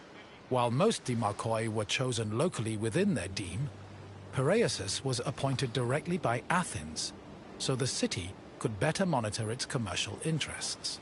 In fact, matters regarding the Emporion, the military harbor, and the grain trade were regularly debated and decided by the Athenian assembly. Transactions within the Piraeus were supervised by metronomoi. These were magistrates responsible for keeping track of weights and measures. They made sure merchants' measurements were always accurate to prevent bad deals and scams. Even though Piraeus would eventually develop into a city in its own right, it always remained under the control of Athens.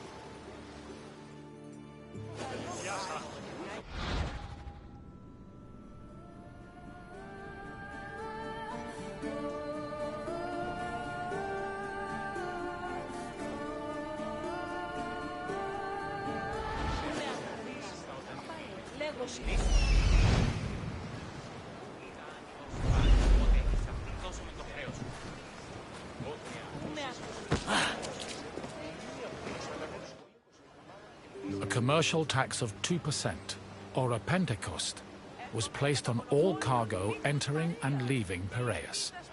The tax was collected by a group of 5 people called Pentecostologoi. According to Andocides, This position could be bought for the hefty sum of 30 talents, or 180,000 drachmae. However, most of these officials made a profit of up to 6 talents, making the job very lucrative. While merchants were responsible for setting the value of their goods, Pentecostalogoi had the power to challenge the value, if they saw fit. Furthermore, merchants were required to register with these officials before they could transport, display, and sell their goods. Overall, this system provided Piraeus, and by extension Athens, with a tremendous amount of money.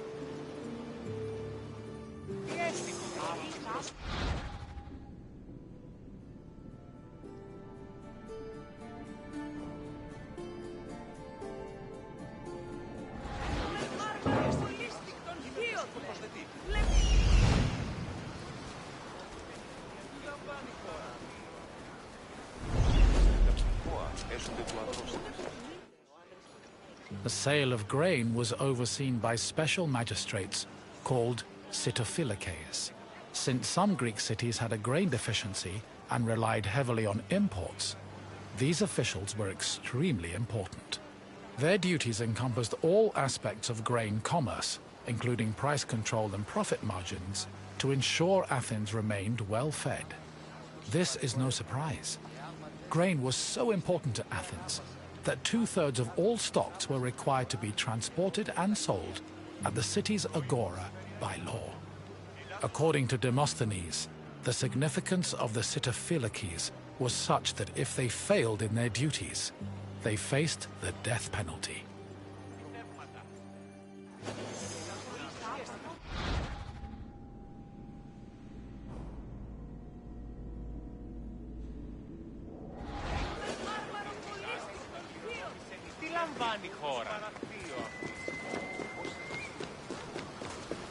Δέσποινα και κύριε πολίτε!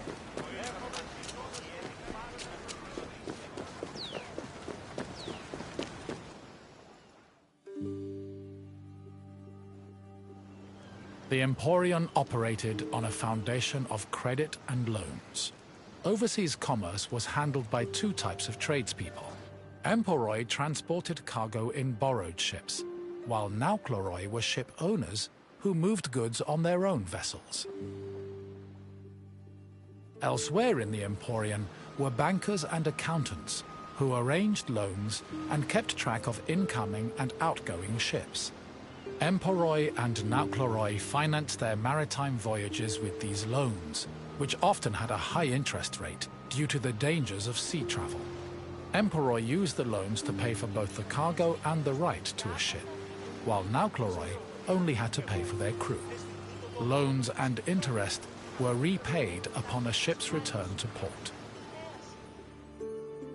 However, in the event of a catastrophe such as a shipwreck, the merchant and ship owner were released from their obligations, and the losses were transferred to the lender.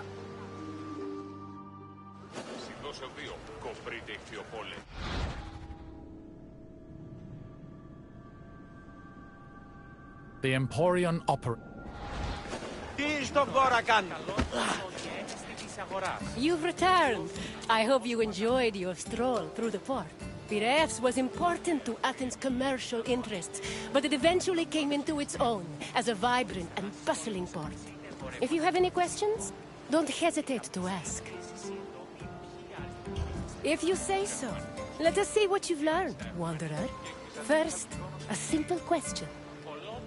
Which Athenian politician originally encouraged the development of Piraeus' natural harbors?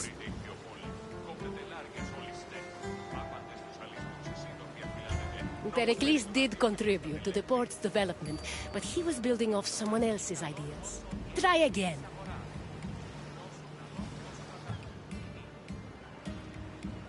By the time Alcibiades was born, Piraeus was already a thriving port. Keep trying. Correct. Themistocles saw Piraeus' potential as a port and encouraged its development. On to the next question. What did the Sitophilakeis supervise?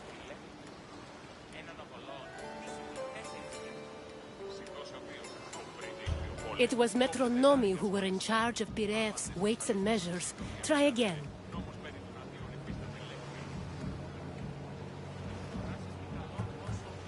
No, the aptly named Pedicostologi collected the Pentecosti tax. Try another answer.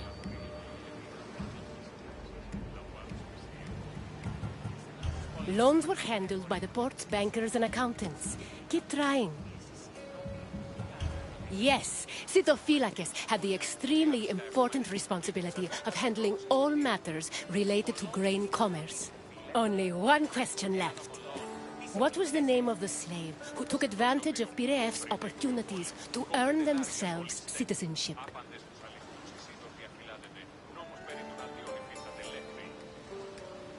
Correct. Passion managed to earn a fortune and achieve citizenship thanks to both his bank and a successful shield business. Your knowledge of Piraeus is impressive. Well done, Wanderer. Of course. Follow me, Wanderer.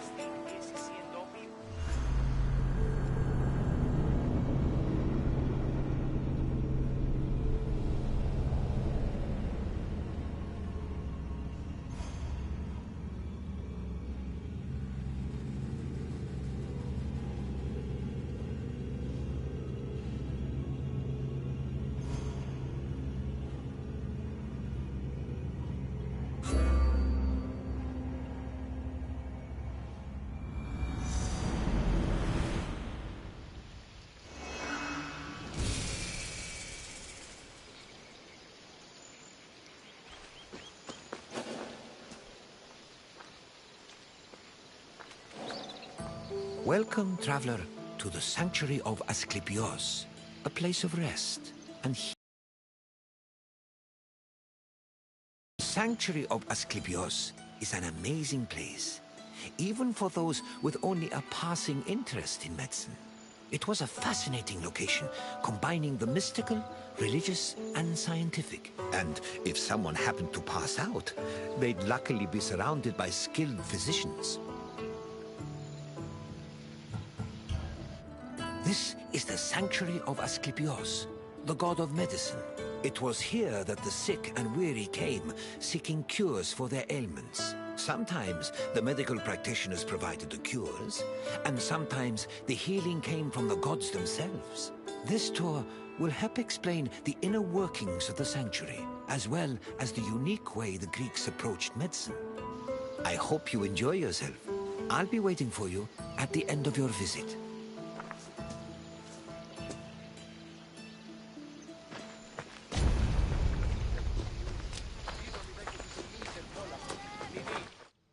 The ill and infirm came to this sanctuary to pray and offer sacrifices to Asclepios, the god of medicine. According to myth, Asclepios was once a mortal physician who eventually became a god. He had many sanctuaries across Greece, but the most famous was in Epidaurus. When pilgrims passed through the entrance of the sanctuary, they could read this inscription: "When you enter the abode of the god which smells of incense, you must be pure, and thought is pure when you think with piety."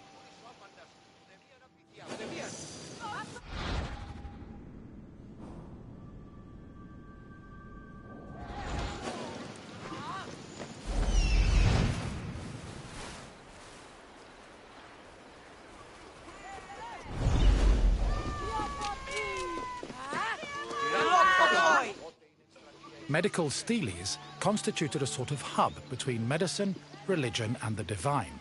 They were slabs with inscriptions that praised Asclepios' virtues and merit, and described his methods of healing. The inscriptions relayed the dreams patients had within the abaton, one of the most important buildings in the sanctuary. The steles outlined the patient's name, their disease, and how they were cured by Asclepios. They were probably written by the sanctuary's priests, or at least under the priest's supervision. Asclepios was a complex deity. In addition to being a god, he was also a trained physician and disciple of the centaur Chiron.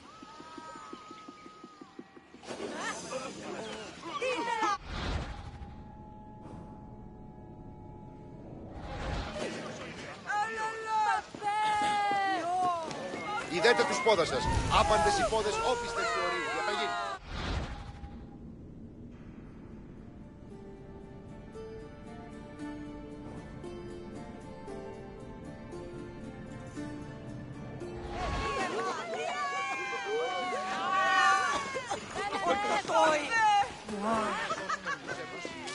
Διατίδιονίζομεν τους μύθους, διασώζονται ούτε την αναπτυσσόμενο σε αυτούς εμάς της καλλιστικής τάξεως.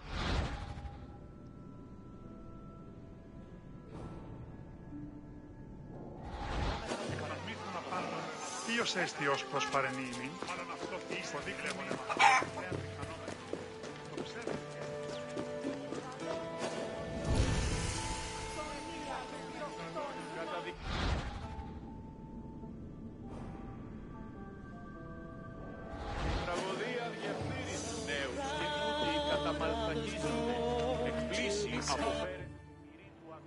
In ancient Greece, religion was inseparable from rites, processions, and sacrifices. This was no different in Epidaurus, and visitors to Asclepios' sanctuary needed to prepare themselves accordingly. Pilgrims cleaned themselves in order to be pure, then offered Asclepios food like honey cakes, cheesecakes, baked meats, and figs. The food was placed on the sanctuary's holy table, where it was presumably later taken by priests. After the preliminary offerings, visitors were allowed to enter the abaton, where they would hopefully encounter Asclepios in a dream. Medical steles also mention that healed patients sometimes gave additional offerings to Asclepios as thanks for being cured.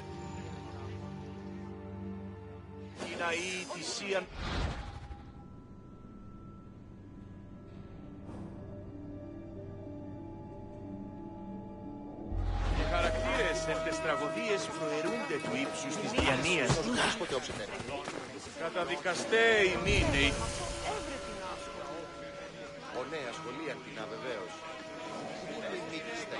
Τραγωδία ανέρεσης εστί. Εστί...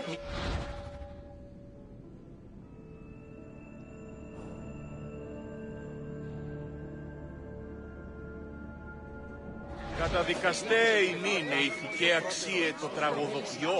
Τραγωδοποιός έστι κλέπτης δια των υπηρετών κλέπτης χάρη του έργου.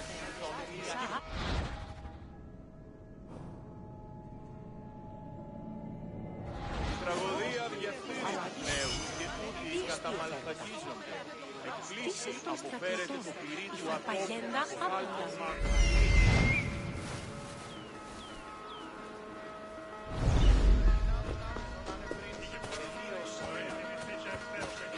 Είμαι βέβαιο. Asclepius was originally born a mortal and was the product of an affair between the god Apollo and a mortal, Coronis. Apollo killed Coronis after discovering she had been unfaithful and ordered her body burned on a funeral pyre. However, he rescued his unborn child from Coronis's womb before the fire consumed her body. Apollo gave the baby to the centaur Chiron, who raised Asclepios and taught him to practice medicine. Over time, Asclepios became so skilled in the art of healing, he could even raise the dead. This angered Zeus, who sent Asclepios to Hades with a thunderbolt. Apollo retaliated by killing the Cyclopes responsible for making Zeus's thunderbolts. Then, Zeus revived Asclepios, making him immortal and deifying him in the process. In sculptures, pottery, mosaics, and coins, Asclepios was portrayed holding a staff intertwined with a sacred snake. The staff is a symbol of medicine that still endures to this day.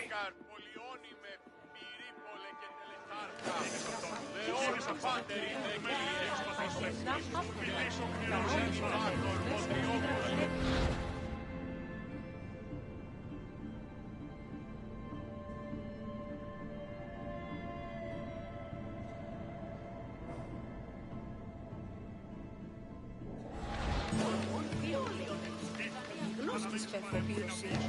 Μέγιστος κίνδυνος, μέγιστος Καλούμε σε μάκαν, πολιώνουμε, περίπολε και τελεφάνια, εών πάτερ ιδέ και ιέ, ρημονίτης και φροντών ελπίς, ελθέ, η κατέχεια των κομμών, ελθέ, ασώτηρα, μάκαν, μίστε σύστε και καλημέρα,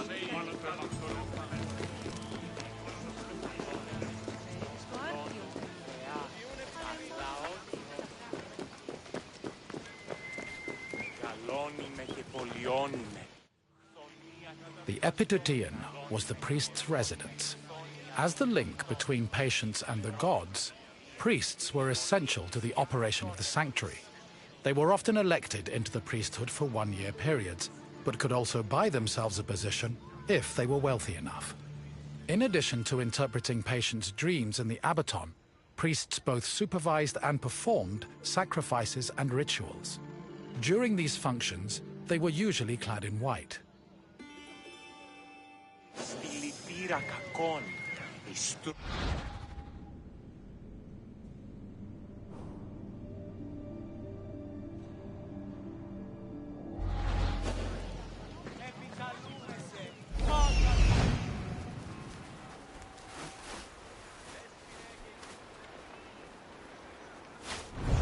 Καλώνει με θεά, αγλαό.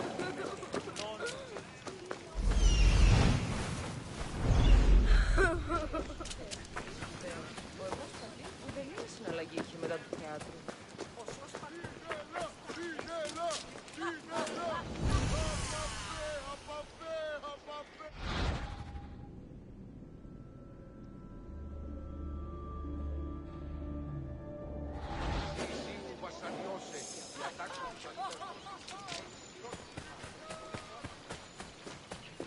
Δυσπετώτα. Η εργασία λέει άνελα το πίνει ώρα.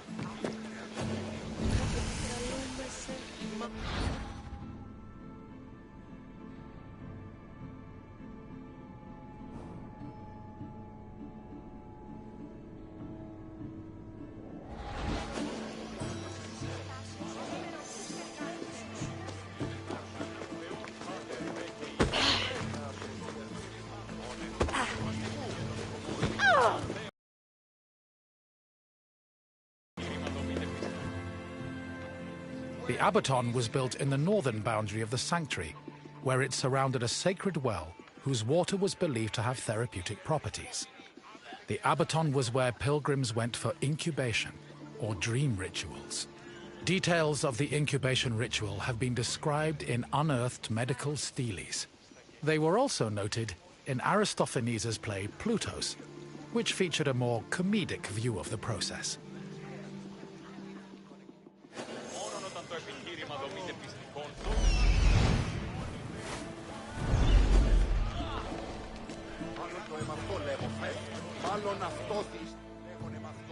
The Abaton was built. Indeed, they.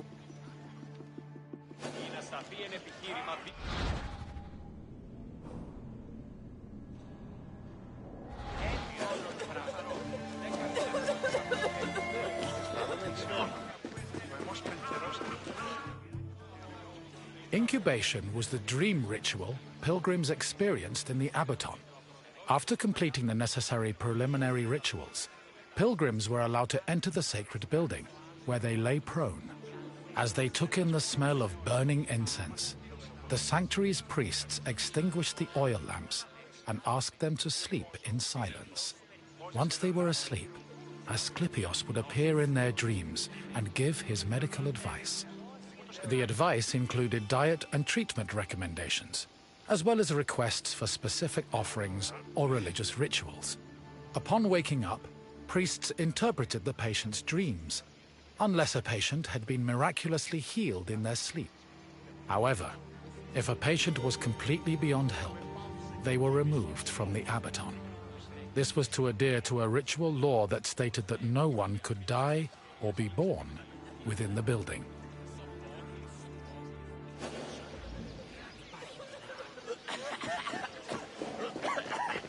I see you've completed the tour. I hope you enjoyed your time in the sanctuary. As you can see, gods and miracles were just as important to the healing process as medicine was. Now, what else would you like to do?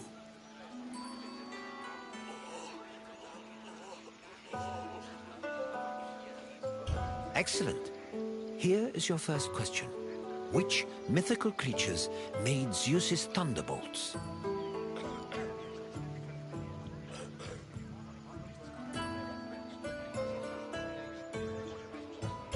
Gorgons were monsters who petrified men. Unfortunately, they did not make thunderbolts. Try again. Harpies were winged bird-like women. They did not make Zeus's thunderbolts. Keep trying. Sirens were more likely to shipwreck sailors than work for Zeus. Try another answer. Which mythical creatures made Zeus's thunderbolts? Which mythical creatures made Zeus's thunderbolts? Harpies were winged... Keep track. Correct. Zeus's thunderbolts were crafted by Cyclops. On to the second question. What was the name of the building where incubation occurred?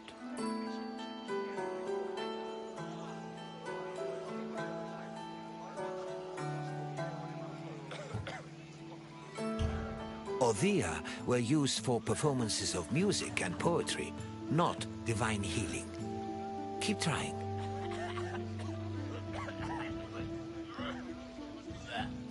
Yes, pilgrims entered the Abaddon to undergo a dream ritual in the hopes of curing their ailments. One final question for you. Who was Asclepius' father?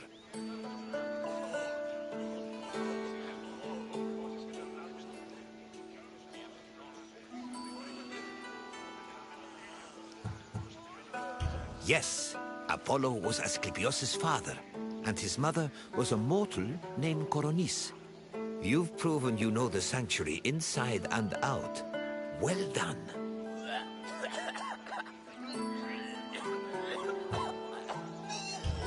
Very well. Follow me.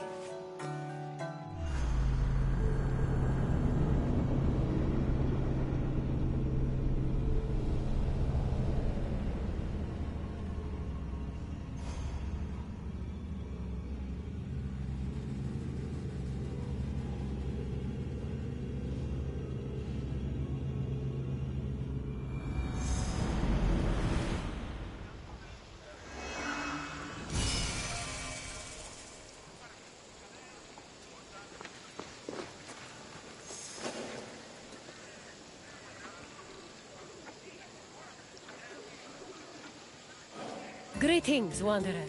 It is my pleasure to introduce you to a unique tour.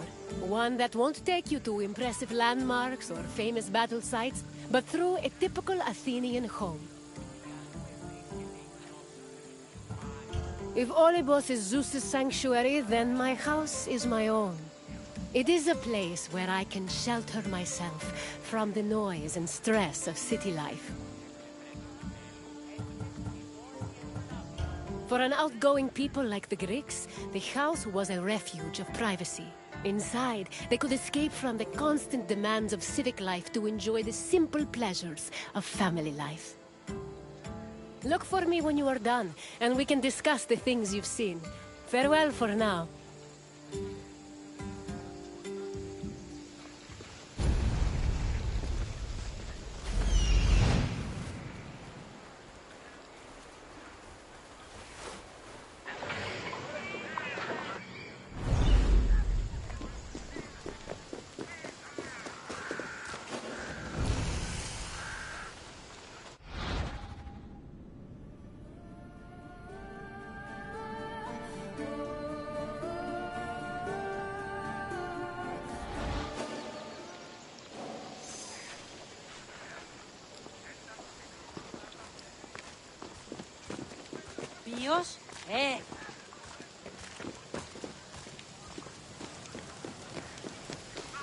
The house, or oikos, was a residence for Greek families and their slaves. Contrary to modern houses, which look outward, The Greek household was built to look inward on a courtyard. The courtyard was the house's central fixture. It was the building's main source of daylight and also the location of religious altars dedicated to worship. The building itself was made up of familiar accommodations, including bedrooms, storage rooms, a kitchen, and a living room. Women were generally in charge of tending to the home, which in Greece was called oikonomia, a term that inspired the modern word economy.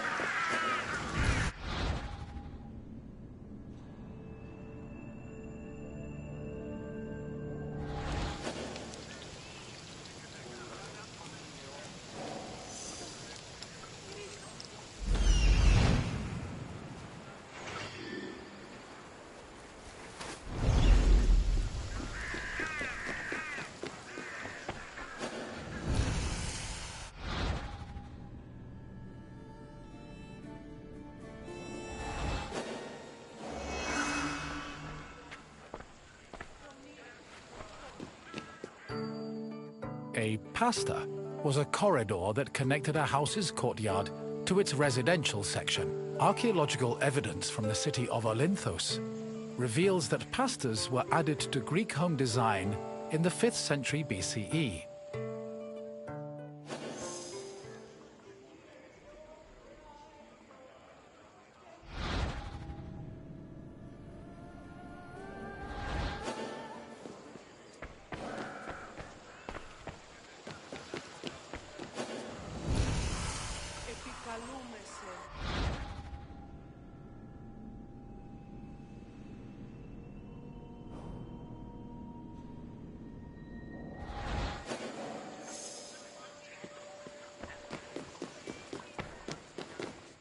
Greeks had no qualms about combining their work and their private lives, and many of them worked from home. Artisans like blacksmiths, sculptors, and potters often had workshops in their houses. Some even operated small stores to sell their work. Similarly, doctors were known to treat patients in special offices located in their homes.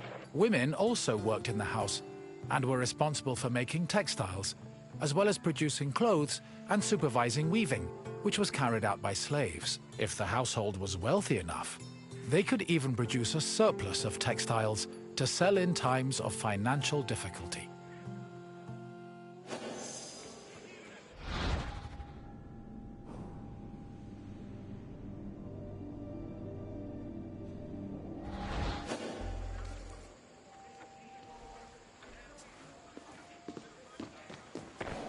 The inner courtyard was the nexus of the house. Functionally, it allowed air to circulate and also provided access to most of the rooms. It also sometimes housed a well or a cistern that collected rainwater. In the center of the courtyard was an altar to Zeus Hercules, who served as the protector of the household.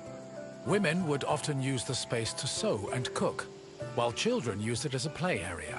Furthermore, if the family had pets or animals, the courtyard was where they were allowed to run free.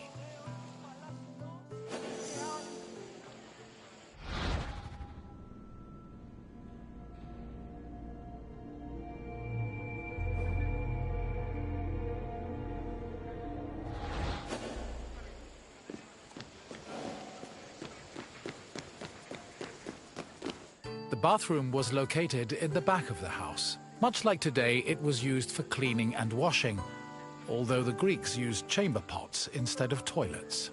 Most bathrooms had a luterion that could be filled with water for washing. Mirrors, razors, strigils, and sponges could also be found in the bathroom, along with small vases called arebaloi, which were usually filled with perfume or oil.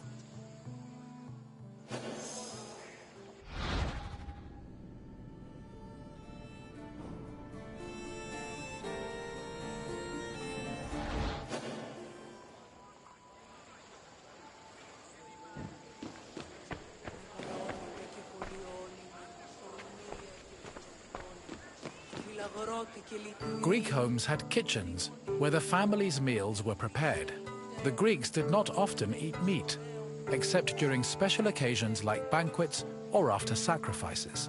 They had mainly a grain-based diet, eating staples such as bread, porridge, or a barley cake called maza. They also occasionally ate poultry, fish, and other seafood, as well as fruits, vegetables, goat milk and cheese, and olive oil. Food was cooked on a tripod, or sometimes in a klibanos, which was a sort of mobile oven. Other cooking implements included braziers, mortars and pestles, a spit to hold food over a fire, platters, and frying pans. The family also used the kitchen to store food in containers called pithoi.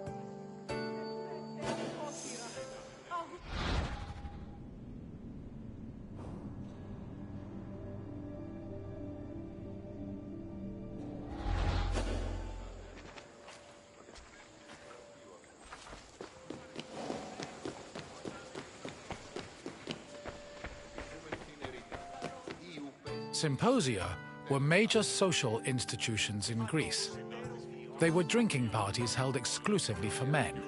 The party took place in the men's section of the house, the andron, where residents and guests reclined on special couches called klinai. Food was served on low tables set in front of the couches, while wine was placed in a crater in the center of the room.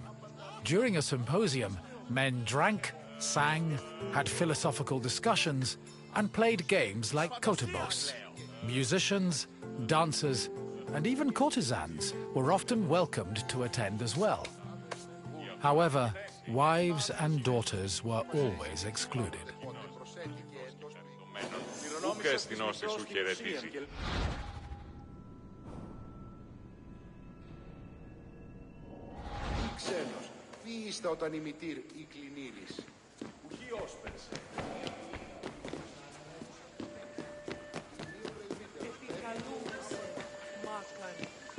The Pyrgos, or upper stories, was the women's quarter of the house, where they could pursue their activities and observe the city without being seen themselves. The rooftops were also used in a special rite called the Adonia, a private celebration held in honor of Adonis, which was reserved for women. At the beginning of spring, women filled terracotta pots with soil and lettuce seeds, then climbed a ladder to place the pots on the rooftop.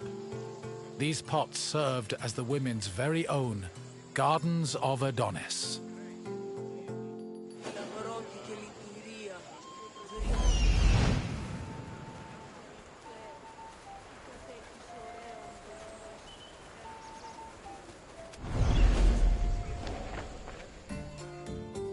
I hope you now have a better understanding of the routines and home life of the Greek people. What would you like to do next? Then let's start with a simple question. Which group of people celebrated the Adonia? Men did have exclusive parties, but they were called symposia. Try another answer. Correct. The Adonia was celebrated by women of all stations. Let's move on to the next question. Which of the following was known as the protector of the household?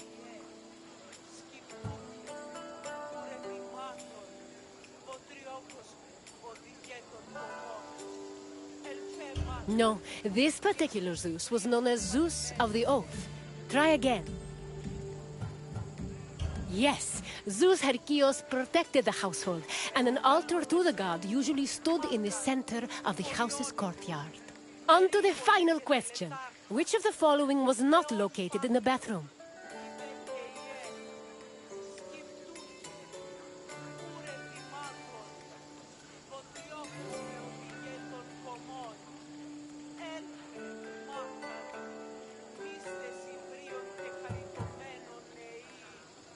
Strigils were often found in Greek bathrooms, where they were most likely used to remove sweat before bathing.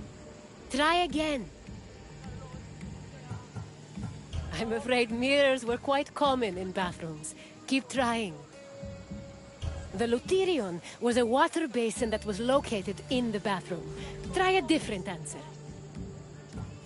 Correct. The klivanos was a mobile oven usually found in the kitchen. It seems you really know your way around Greek homes. Well done, wanderer. As you wish. Come with me.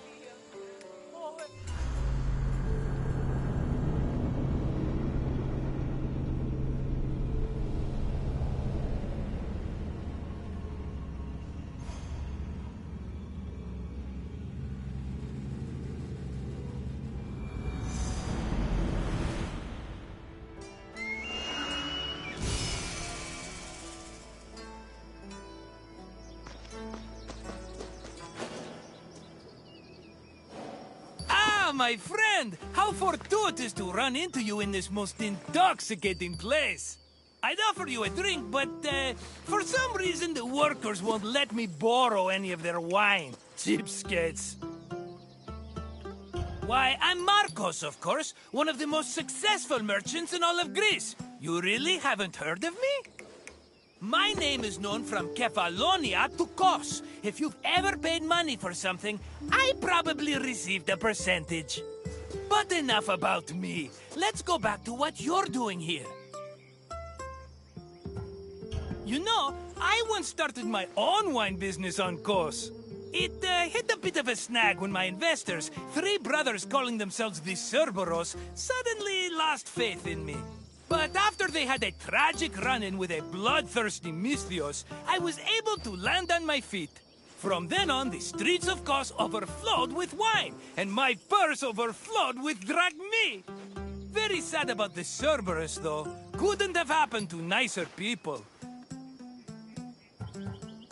As you can probably tell by all the grapes, this is one of Greece's many vineyards. Wine was an essential part of Greek culture, and this tour will take you through how it was made. In addition to being delicious, not to mention lucrative, wine was an important part of Greek economy. I promise I'll meet you at the end of your visit, my friend. See you soon!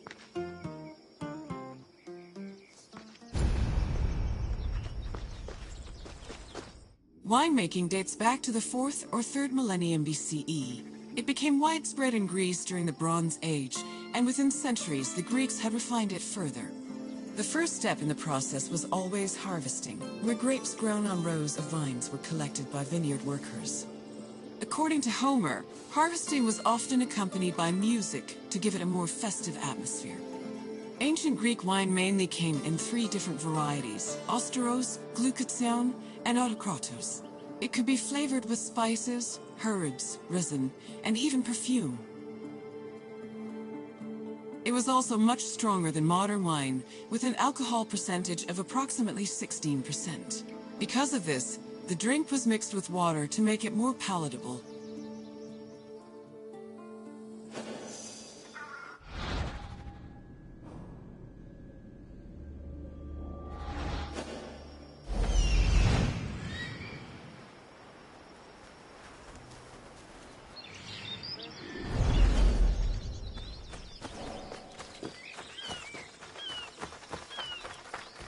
Grapes were dried to maximize the wine's sweetness and prevent it from turning into vinegar.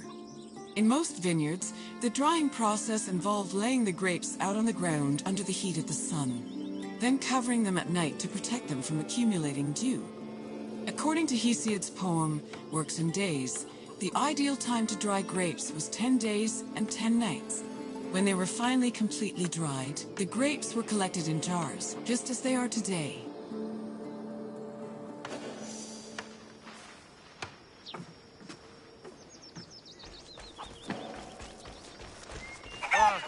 The Greeks had many methods for crushing the harvested grapes.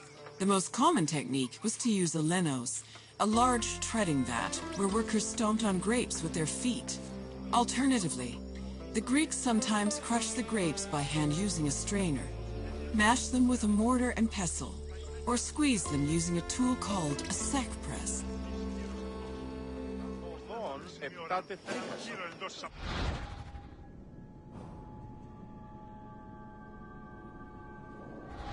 Πήρε σε σημειούν ότι αγιαλά σου δε μία, έτεινες ίσαν εις λιμόνα.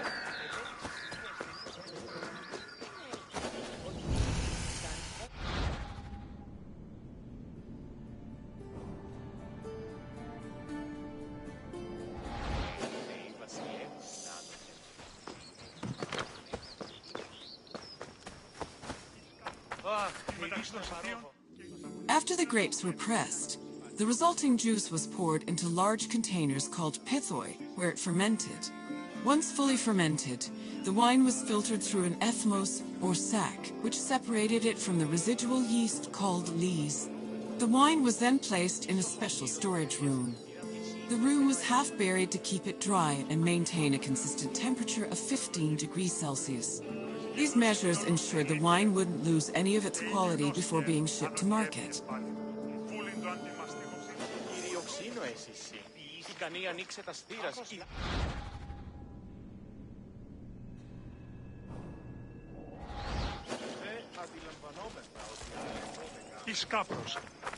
When the wine was ready to ship, it was poured into storage containers called amphoras.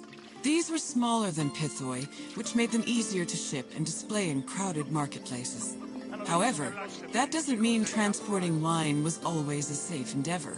Sometimes ships carrying amphoras as cargo would be wrecked before making it to their destination, losing hundreds of bottles of wine to the sea.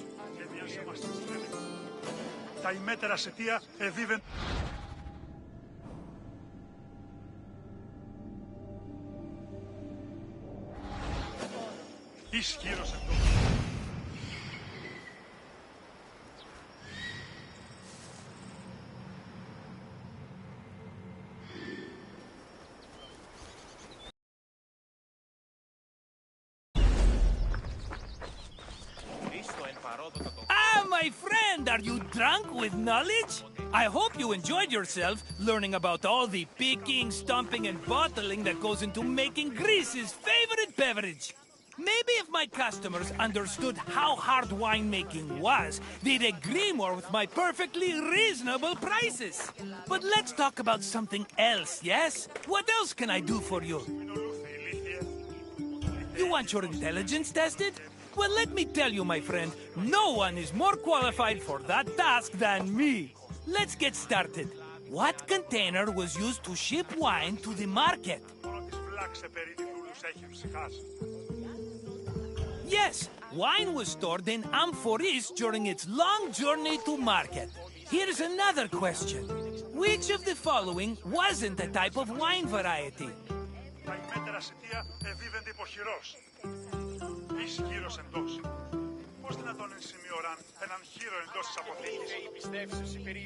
No, avstyros was a dry kind of wine. Try again. No, Автοκράτορ was wine of the medium-sweet variety. But don't give up yet. Correct. Thasos was an island famous for its vineyards. Not a specific type of wine. Just one more question to go, my friend.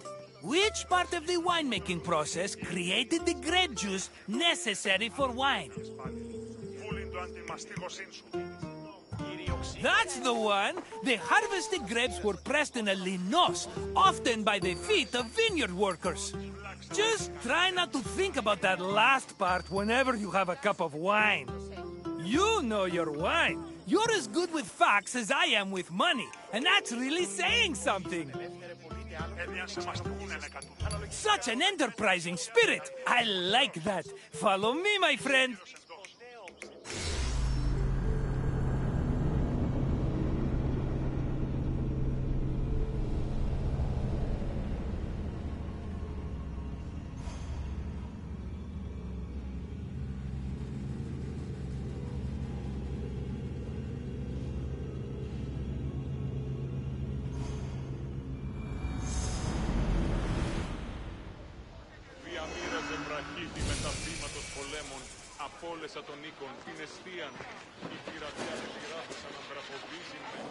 Welcome to Corinth, Wanderer. I have a special visit planned for you today. It's an intimate, informative look into the daily lives of Greek women. It's amazing what women could accomplish while men spend all day trying to out-debate each other at assembly meetings. Their work should be far more appreciated on the whole, but we're going to acknowledge that now. Corinth was one of the largest cities in ancient Greece. It had an estimated population of 90,000 in my times, and much of that population was made up of women. This tour will shine a light on those women and look at how they lived on a day-to-day basis. Look for me when you're done with your visit, and we can discuss things further.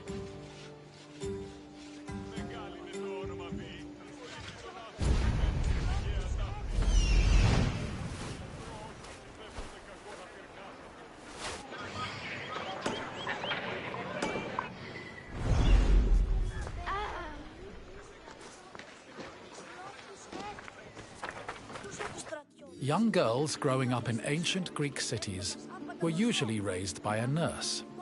They mostly stayed in the women's quarters of the house, the gunaikon, where they spent their time spinning threads and weaving. While there is not much historical evidence of young girls at play, especially compared to boys, it was still known to happen. For example, an ancient terracotta group depicts two girls playing ephedrismos. This was a competition to see who could strike an upright rock from afar using a pebble or ball. The game's loser had to close their eyes and carry the victor until they managed to touch the same rock with their hands.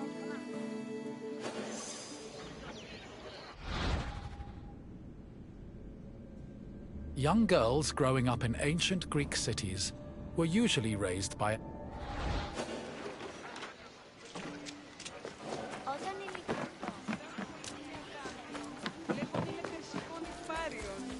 For a young Greek woman, marriage was the culmination of their induction into society. The average life expectancy for women was about 40 years, so most marriages took place when the bride was 14 or 15 years old. The marriage did not require her consent either. Instead, she was passed on from the protection of her father to that of her husband. Married women were not technically citizens at the time, and lacked the rights that came with official citizenship. However, they did receive a dowry that only they were allowed to spend, but in the event of a failed marriage, the dowry was returned to the bride's father. After the marriage was consummated, the woman's status changed from being a maiden to a bride.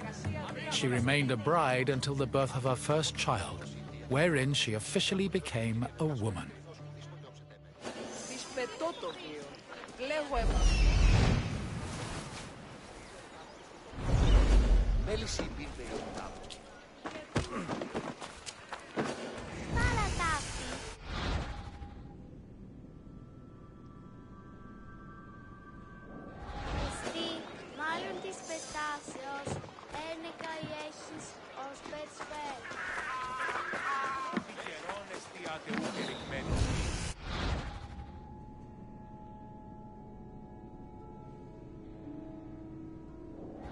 Κατανοήσω τι λόγον υπέχεις των πράξεών σου.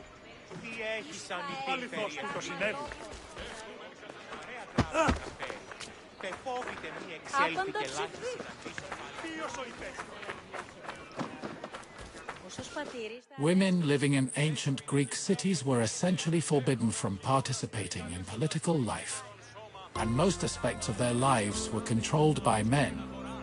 Their most important responsibilities were running the household and giving birth to children, preferably boys.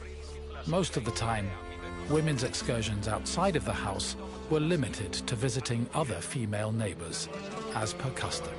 The few exceptions to this strict rule were weddings, funerals, and religious festivals involving women in prominent public roles.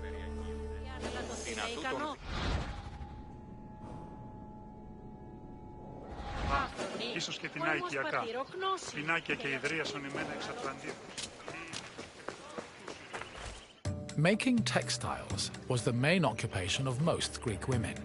It was a woman's responsibility to manufacture clothing for each of her family members, as well as to weave other household textiles. Women with exceptional weaving skills were believed to make excellent wives, and weaving in general was seen as a very attractive quality. For example, Homer describes Odysseus's devoted wife Penelope as spending most of her days weaving at the loom. Similarly, Many Greek vases depicting women weaving were combined with images of a woman holding a veil, which was seen as the symbol of a bride.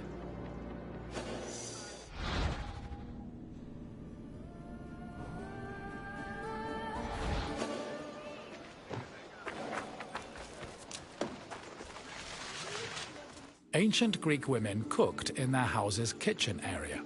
However, since their cooking equipment was small and portable, they also sometimes prepared meals in the central courtyard.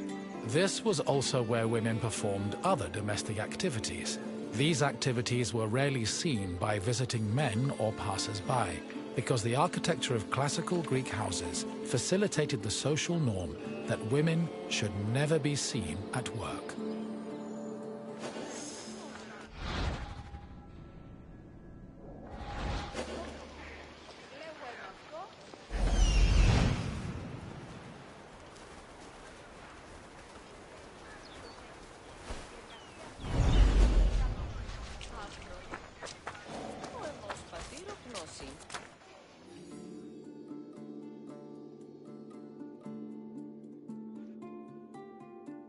The historian Strabo relays that the Temple of Aphrodite was one of Corinth's most famous landmarks. This was largely due to the temple's female patrons. These hetairai, as they were called, were donated to the goddess by both men and women. According to Strabo, the Temple of Aphrodite contributed greatly to Corinth's wealth. The hetairai were the temple's main attraction, and many visitors came to Corinth in search of their company, for which they spent frequently and frivolously.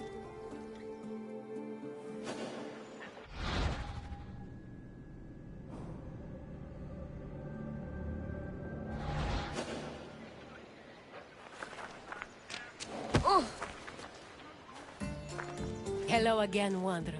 I hope your visit was an interesting one. Greek women lived very restricted lives compared to men, but throughout it all, they held on to their strength and dignity. Is there anything else you'd like to do?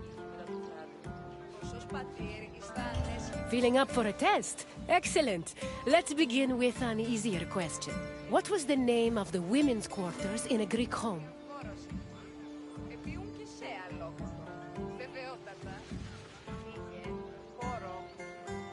The andron was actually the men's section of the house, where they held their symbosia. Try another answer. The Ireon was a temple dedicated to the goddess Hera. Try again. Correct. The gynekon was where young girls spent their days weaving and spinning threads. On to the next question. The Corinthian temple said to employ the Hetera was dedicated to which god?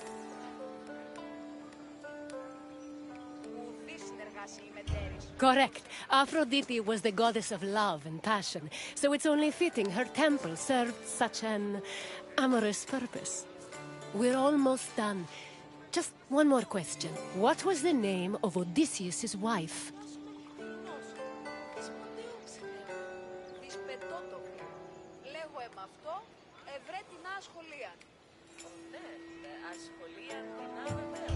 Helen was the wife of King Menelaus before Paris of Troy abducted her. Keep trying. Odysseus and Athena had a good relationship as far. Try another answer. Odysseus and Athena. Yes, Penelope was Odysseus' loyal wife, who kept at her weaving while waiting for her husband to return from war. You passed the test, wanderer. Congratulations. Of course. Let's see what Greece has in store for you.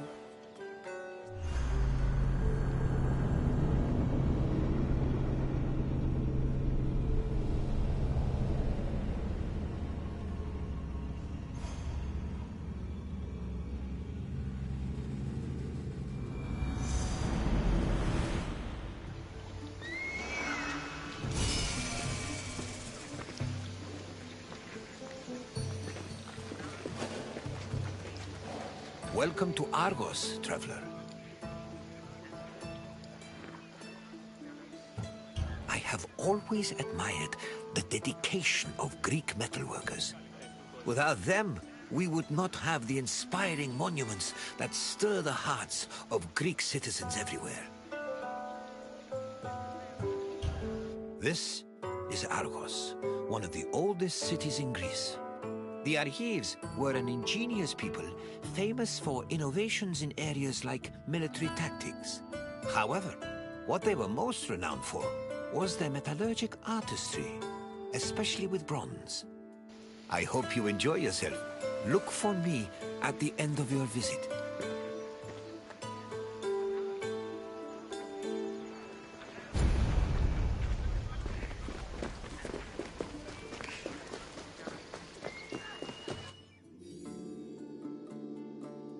The area that would become Argos was inhabited as early as the 3rd millennium BCE, but it was in the 7th century BCE that it officially became a city-state. One of Argos's major pillars was its metallurgical industry. As far back as the 8th century BCE, the city was famed for making products like long dress pins and tripod cauldrons, as well as impeccable body armor. In addition to their technical excellence, the Argives were also creative, as seen in their masterful bronze sculpting, which became prominent in the city during the 6th and 5th century BCE.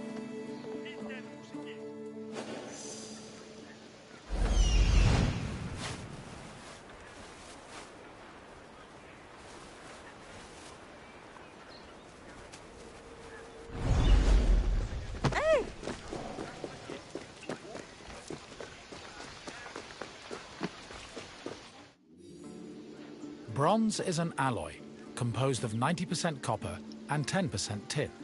Because of this, copper and tin needed to be smelted and combined to create the material needed for sculpting. After the bronze alloy was formed, it was melted in special furnaces.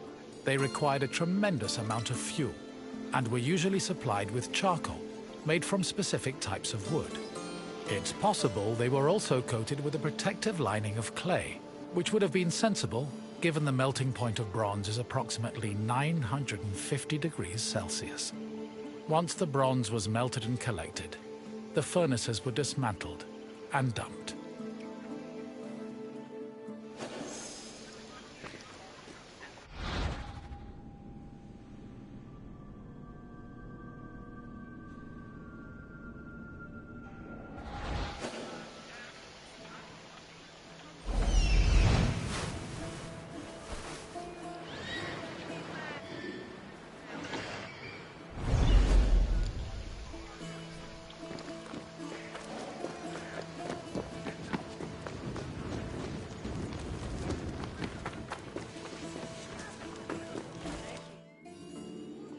In the 8th century BCE, most small-scale statues were molded using a complicated and lengthy method called solid lost wax casting.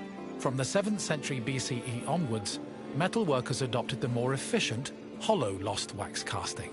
At its core, this process involved using sculpting models from wax, making molds over these models, then filling the molds with bronze to produce the desired shapes. The process was advantageous because it saved on materials, produced lighter statues, and reduced the chance of possible defects.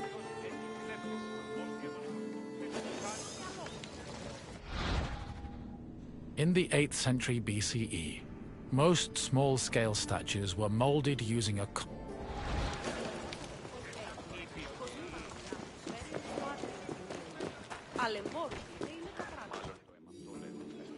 Once all the pieces of the sculpture were molded, they were welded together and subjected to the cold working process. This process involved repairing the sculpture's flaws by filling any holes and cracks with specifically measured bronze patches. Afterwards, the sculpture was scraped, chiseled, and polished until it was deemed satisfactory. Decorative details like hair, eyebrows, and mustaches were added with the use of a sharp tool. Eyes, which could be inset with ivory, glass, or silver, were attached to their sockets using a resinous kind of glue. Teeth and fingernails were inlaid with silver, and lips and nipples with copper. These small touches added color and contributed to the sculpture's lifelike appearance.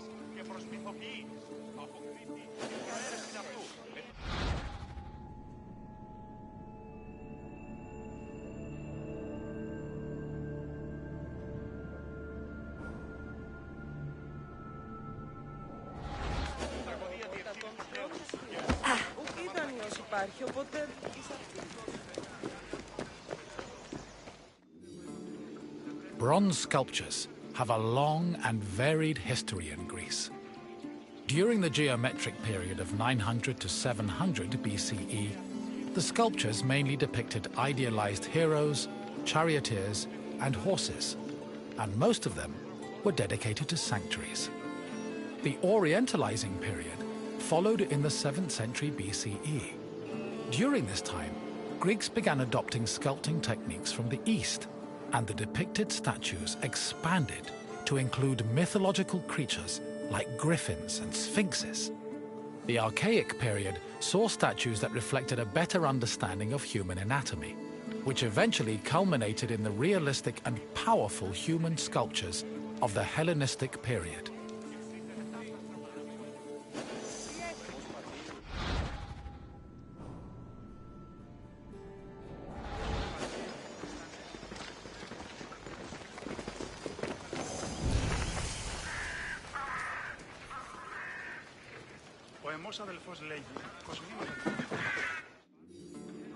Argos was the home of Polykleitos, one of the most famous sculptors in ancient Greece. His works, like the Doryphorus and Diadomenos, as well as his treatise on sculpting called the Canon, had a massive impact on the art as a whole, particularly in regards to ideal body proportions. Sadly, the original versions of Polykleitos' sculptures have been lost, along with most bronze statues from antiquity. As time went on, many bronze statues were melted down to be recycled in things like weapons, ammunition, and even church bells. Because of this, marble copies from the Roman period are our best evidence of the masterpieces of Greek sculpture.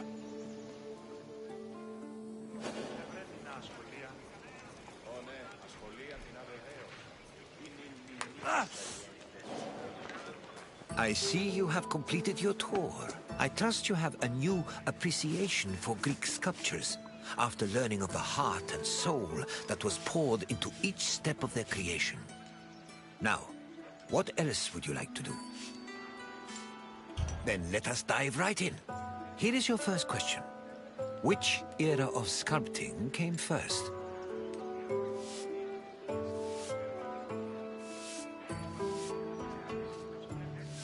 The Hellenistic period began in 323 BCE, following several other eras. Try again.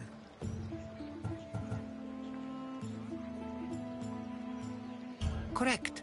The geometric period lasted from 900 to 700 BCE, and mostly featured small-scale statues and statuettes of heroes and horses. On to the second question. Bronze was an alloy composed of which two metals?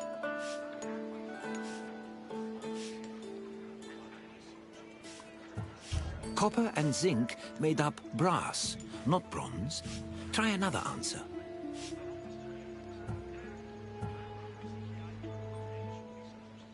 Yes. To get the bronze required for sculpting, metal workers first needed to smelt copper and tin. One last question for you. Which renowned sculptor was a native of Argos? Yes, Polykleitos was based in Argos and had an enormous impact on the art of sculpting. You've done well, traveler. Your knowledge of metalwork is astounding. And so, your quest for knowledge continues. Follow me.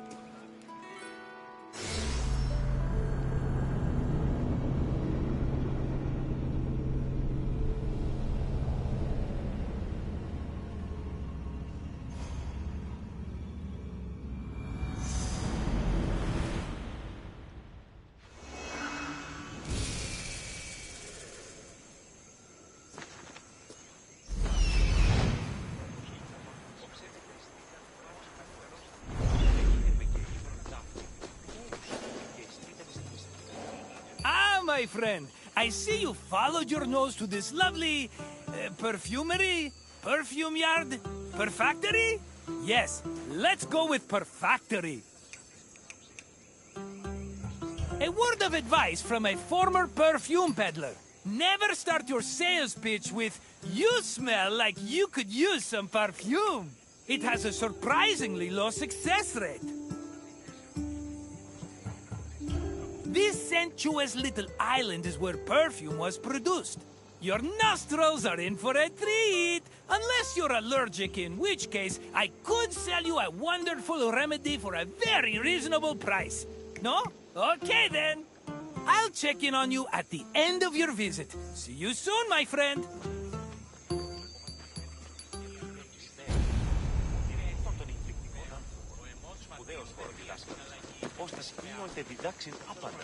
Perfume-making techniques were invented and perfected in Mesopotamia and Egypt, beginning in the 4th millennium BCE.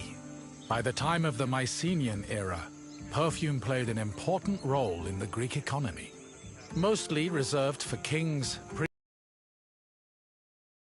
It later became more widely available during the classical and Hellenistic periods. Greeks used perfume for more than just personal cosmetics. It also had sacred uses. For example, cults would sometimes anoint their god's statue with perfume, and it was also used during rituals like weddings and funerals. Food and wine could also be scented with perfume to add to a meal's presentation. The art of making perfume was part of medicine and pharmacology, and physicians devoted entire books listing the best perfume recipes.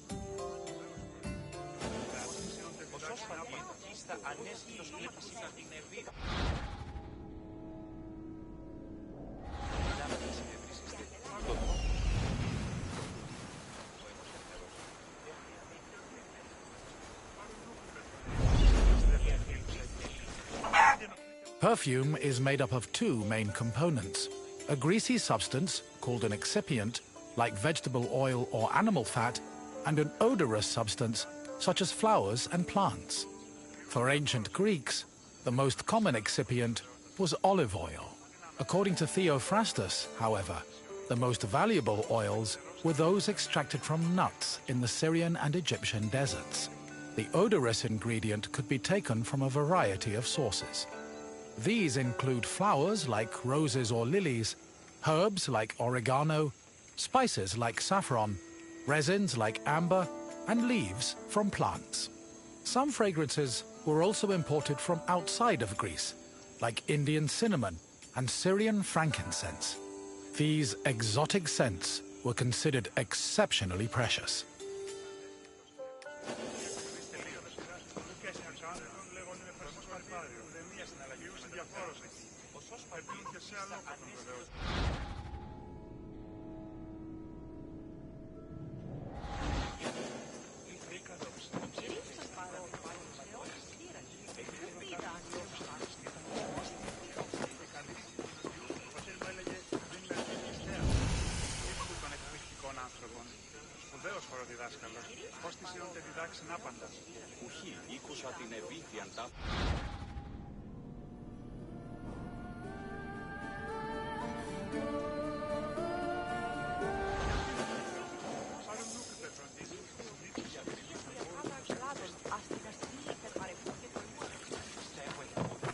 Mixing scent into the fatty excipient was called enfleurage, of which there were two methods. If the flower being used for the scent was fragile, the preferred method of extraction was cold enfleurage, which required an oil-soaked cloth. First, the cloth was rubbed against the flower's petals, saturating the oil with the scent. Then, the cloth was pressed to wring out the scented oil. Hot enfleurage involved heating the excipient before mixing in the scented substance.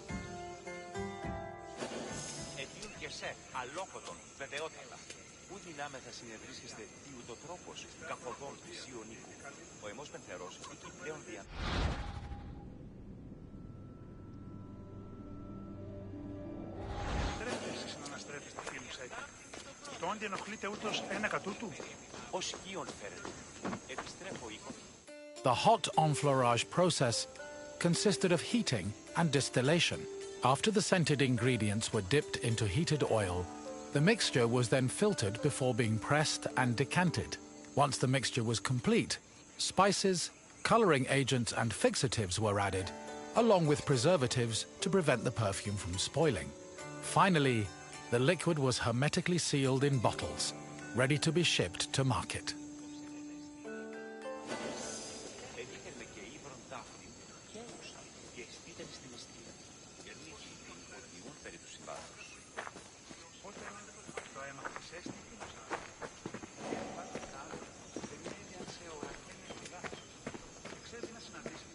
Perfume was usually bottled in ceramic or glass flasks, but more luxurious fragrances were contained in ornamented and painted flasks. Lekythoi and alabastra were elegant bottles designed for women, while arabaloi were used by athletes. It was common for the bottle's craftsmen to brand them, to prevent frauds and knockoffs. Perfume shops were usually located in city centers, befitting of their importance. In addition to selling perfume, they were also sometimes used as meeting places. For example, the perfume shops near Athens' Agora were frequented every morning by the city's youth.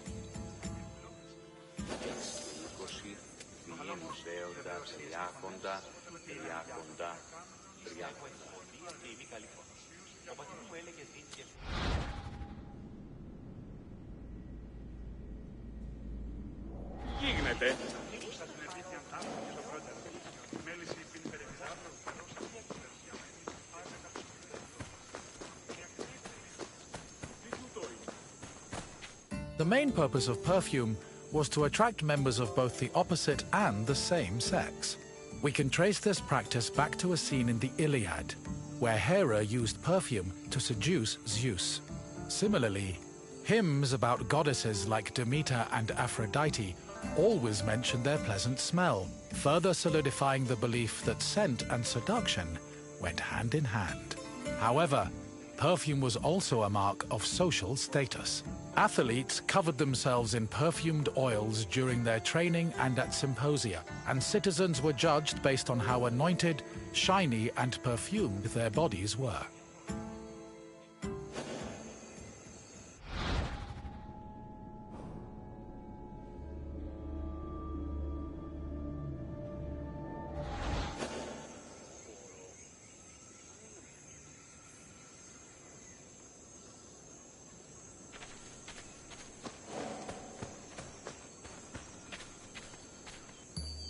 Again, my friend. I hope you see now how important perfume was, not only for aesthetic purposes, but for Greek social hierarchy. I wouldn't charge so much for my own bottles if I didn't know the value of what I was selling. What else can Marcos do for you? Good idea. Let's start with an easy question. Which of the following is an example of an excipient?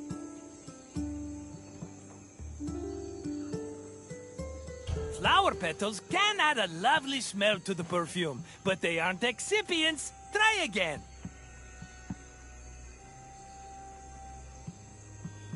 Yes, olive oil makes a great excipient, and dressing, and medicine. Honestly, we pour that stuff on everything, including ourselves. And question 2. What is enfleurage?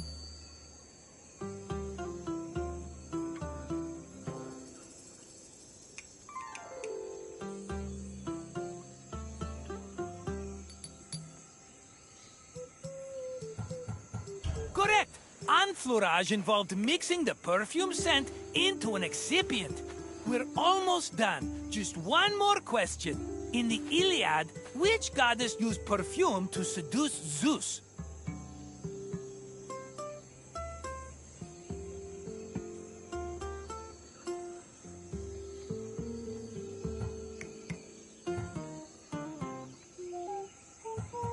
In the Iliad, which goddess used perfume to seduce Zeus?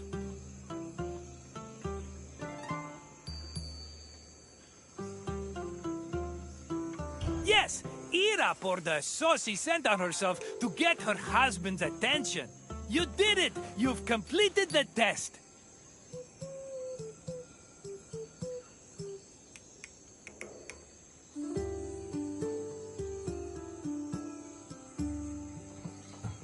Your wish is my command. Follow me.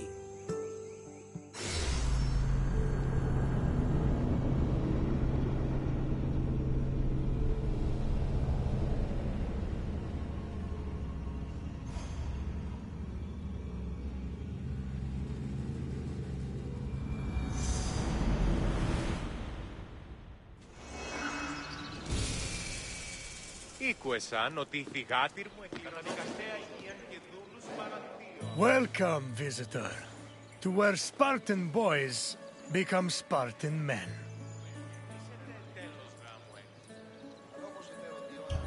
My name is Leonidas. I am a king of Sparta. But do not think me some idle aristocrat softened by luxury. When Spartans go to war, I stand alongside them, shield to shield. And my spear tastes the same blood as those of my men. I can't help but be reminded of the boy I used to be. I wonder what that boy would think if he saw me today. Would he be proud? Intimidated? Or would he pity the tired old man standing in front of him?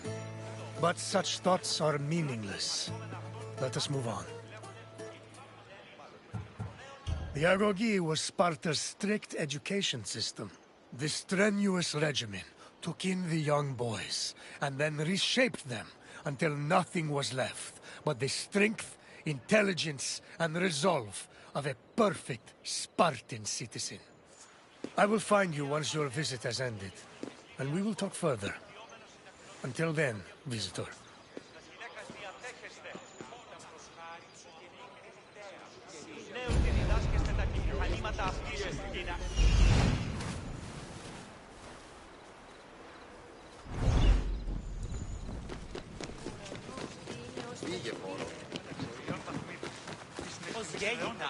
Sparta was a Greek city located in the Peloponnese. It differed from other cities of the time in that it had no walls. Sparta originated as 4 neighboring villages: Patane, Limnes, Mizoa, and Cynosura, all of which shared the same political, military, and religious life. After 2 wars with the Messenians, the city's territory expanded even further. By the 5th century BCE, they allegedly controlled almost half of the Peloponnese.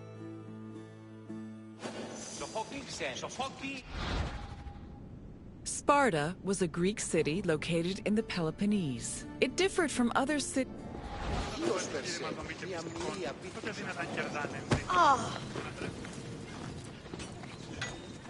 The Agoge was the military training and education program undergone by Sparta's male youth. Grooming men for war was one of the city's main priorities. Boys began their training at the young age of 7 and completed it when they were 30. It has been said that Spartan infants were inspected for weakness shortly after birth. If they were deemed too sickly, they were thrown into chasms. However, this information remains unproven. The healthy boys were considered suitable for training. When they came of age, they were removed from their families and were placed into service of the state. Their education included subjects like reading, writing, and even music, but was mostly focused on tough military exercises meant to turn the boys into efficient soldiers. The Agoge was divided into 3 cycles: one for boys aged 7 to 12, one for adolescents aged 12 to 20, and one for men aged 20 to 30. Each cycle included different exercises for refining the body and mind.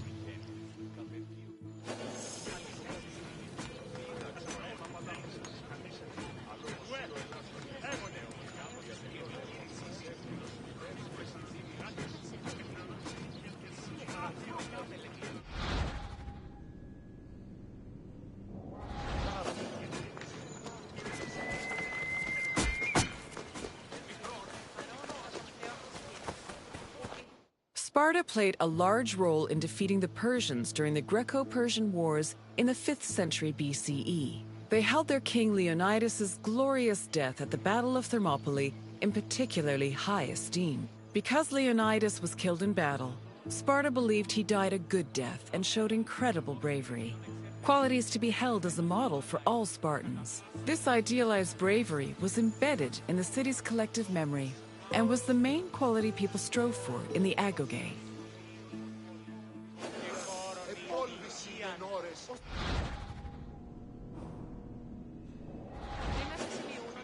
ούτε μία έθνες ήσαν εις λιμώνα σε πέτυχε.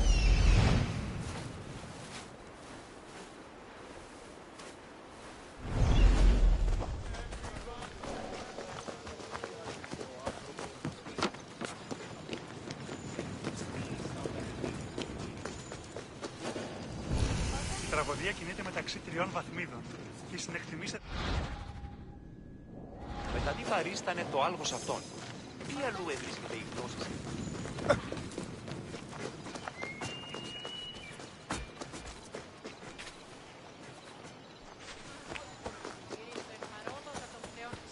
Μεγαλώνει και πολιώνει.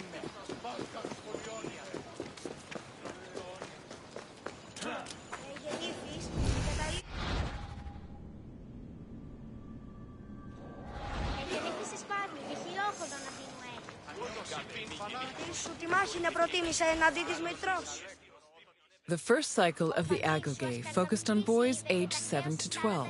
Each of the boys had shaved heads and wore light clothing. They walked everywhere barefoot, swam the Odyssey River all year long, slept on reeds, and participated in cult rituals for Artemis or Thea. The boys were grouped into herds, or agoli, and were supervised by older adolescents. Once they reached the age of 12, they entered the second cycle of the Agoge, which aimed to integrate them into the society of citizen soldiers.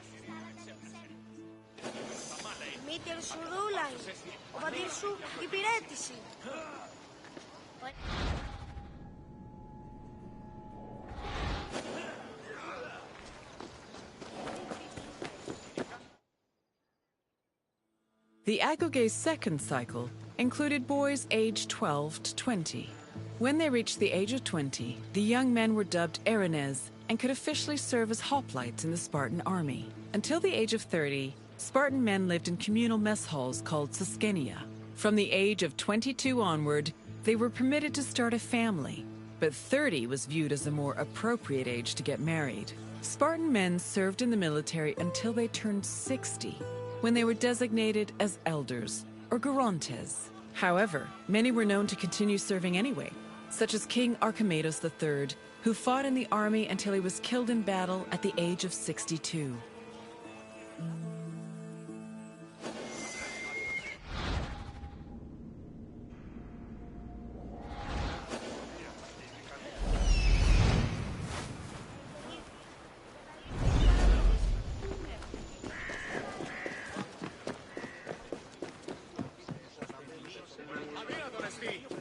All adult male Spartans participated in communal meals called syssitia.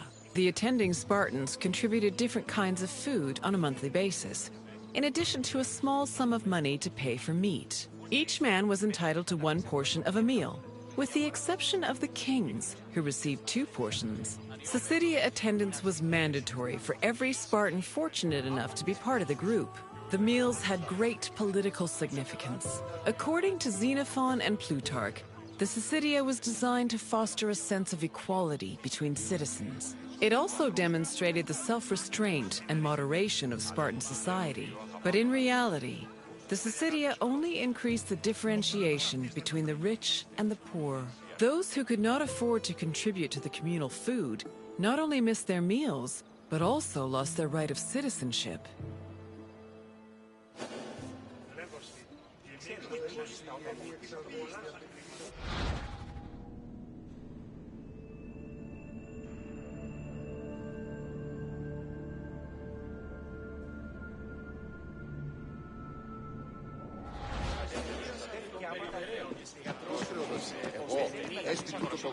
Your tour has ended.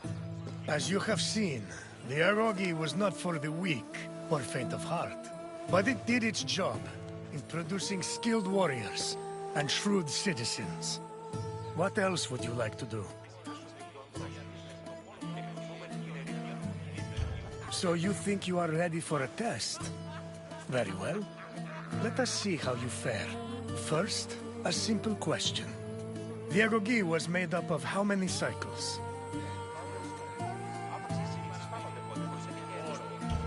No, but I am sure it felt like one very long cycle to some of the boys. Try again. I'm afraid that is not correct. Keep trying. Correct. The agoge was divided into 3 cycles. One for boys aged 7 to 12, one for adolescents aged 12 to 20, and one for men aged 20 to 30. Next question. How many meal portions were kings entitled to at Syssitia?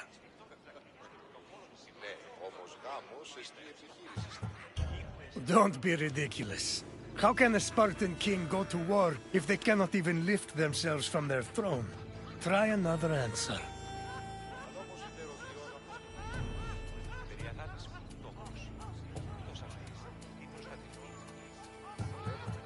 No, it wasn't wise to deny a Spartan his meal.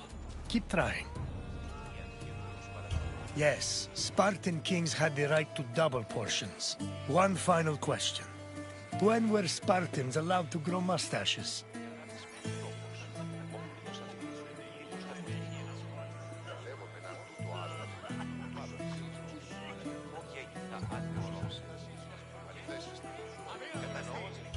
True, Spartan elders had freedom to grow facial hair, but they were allowed to do so long before reaching 60. Keep trying. Yes! Once a Spartan man was over 30, he was allowed to adorn his face with a glorious display of manhood. Impressive, visitor. You should be proud.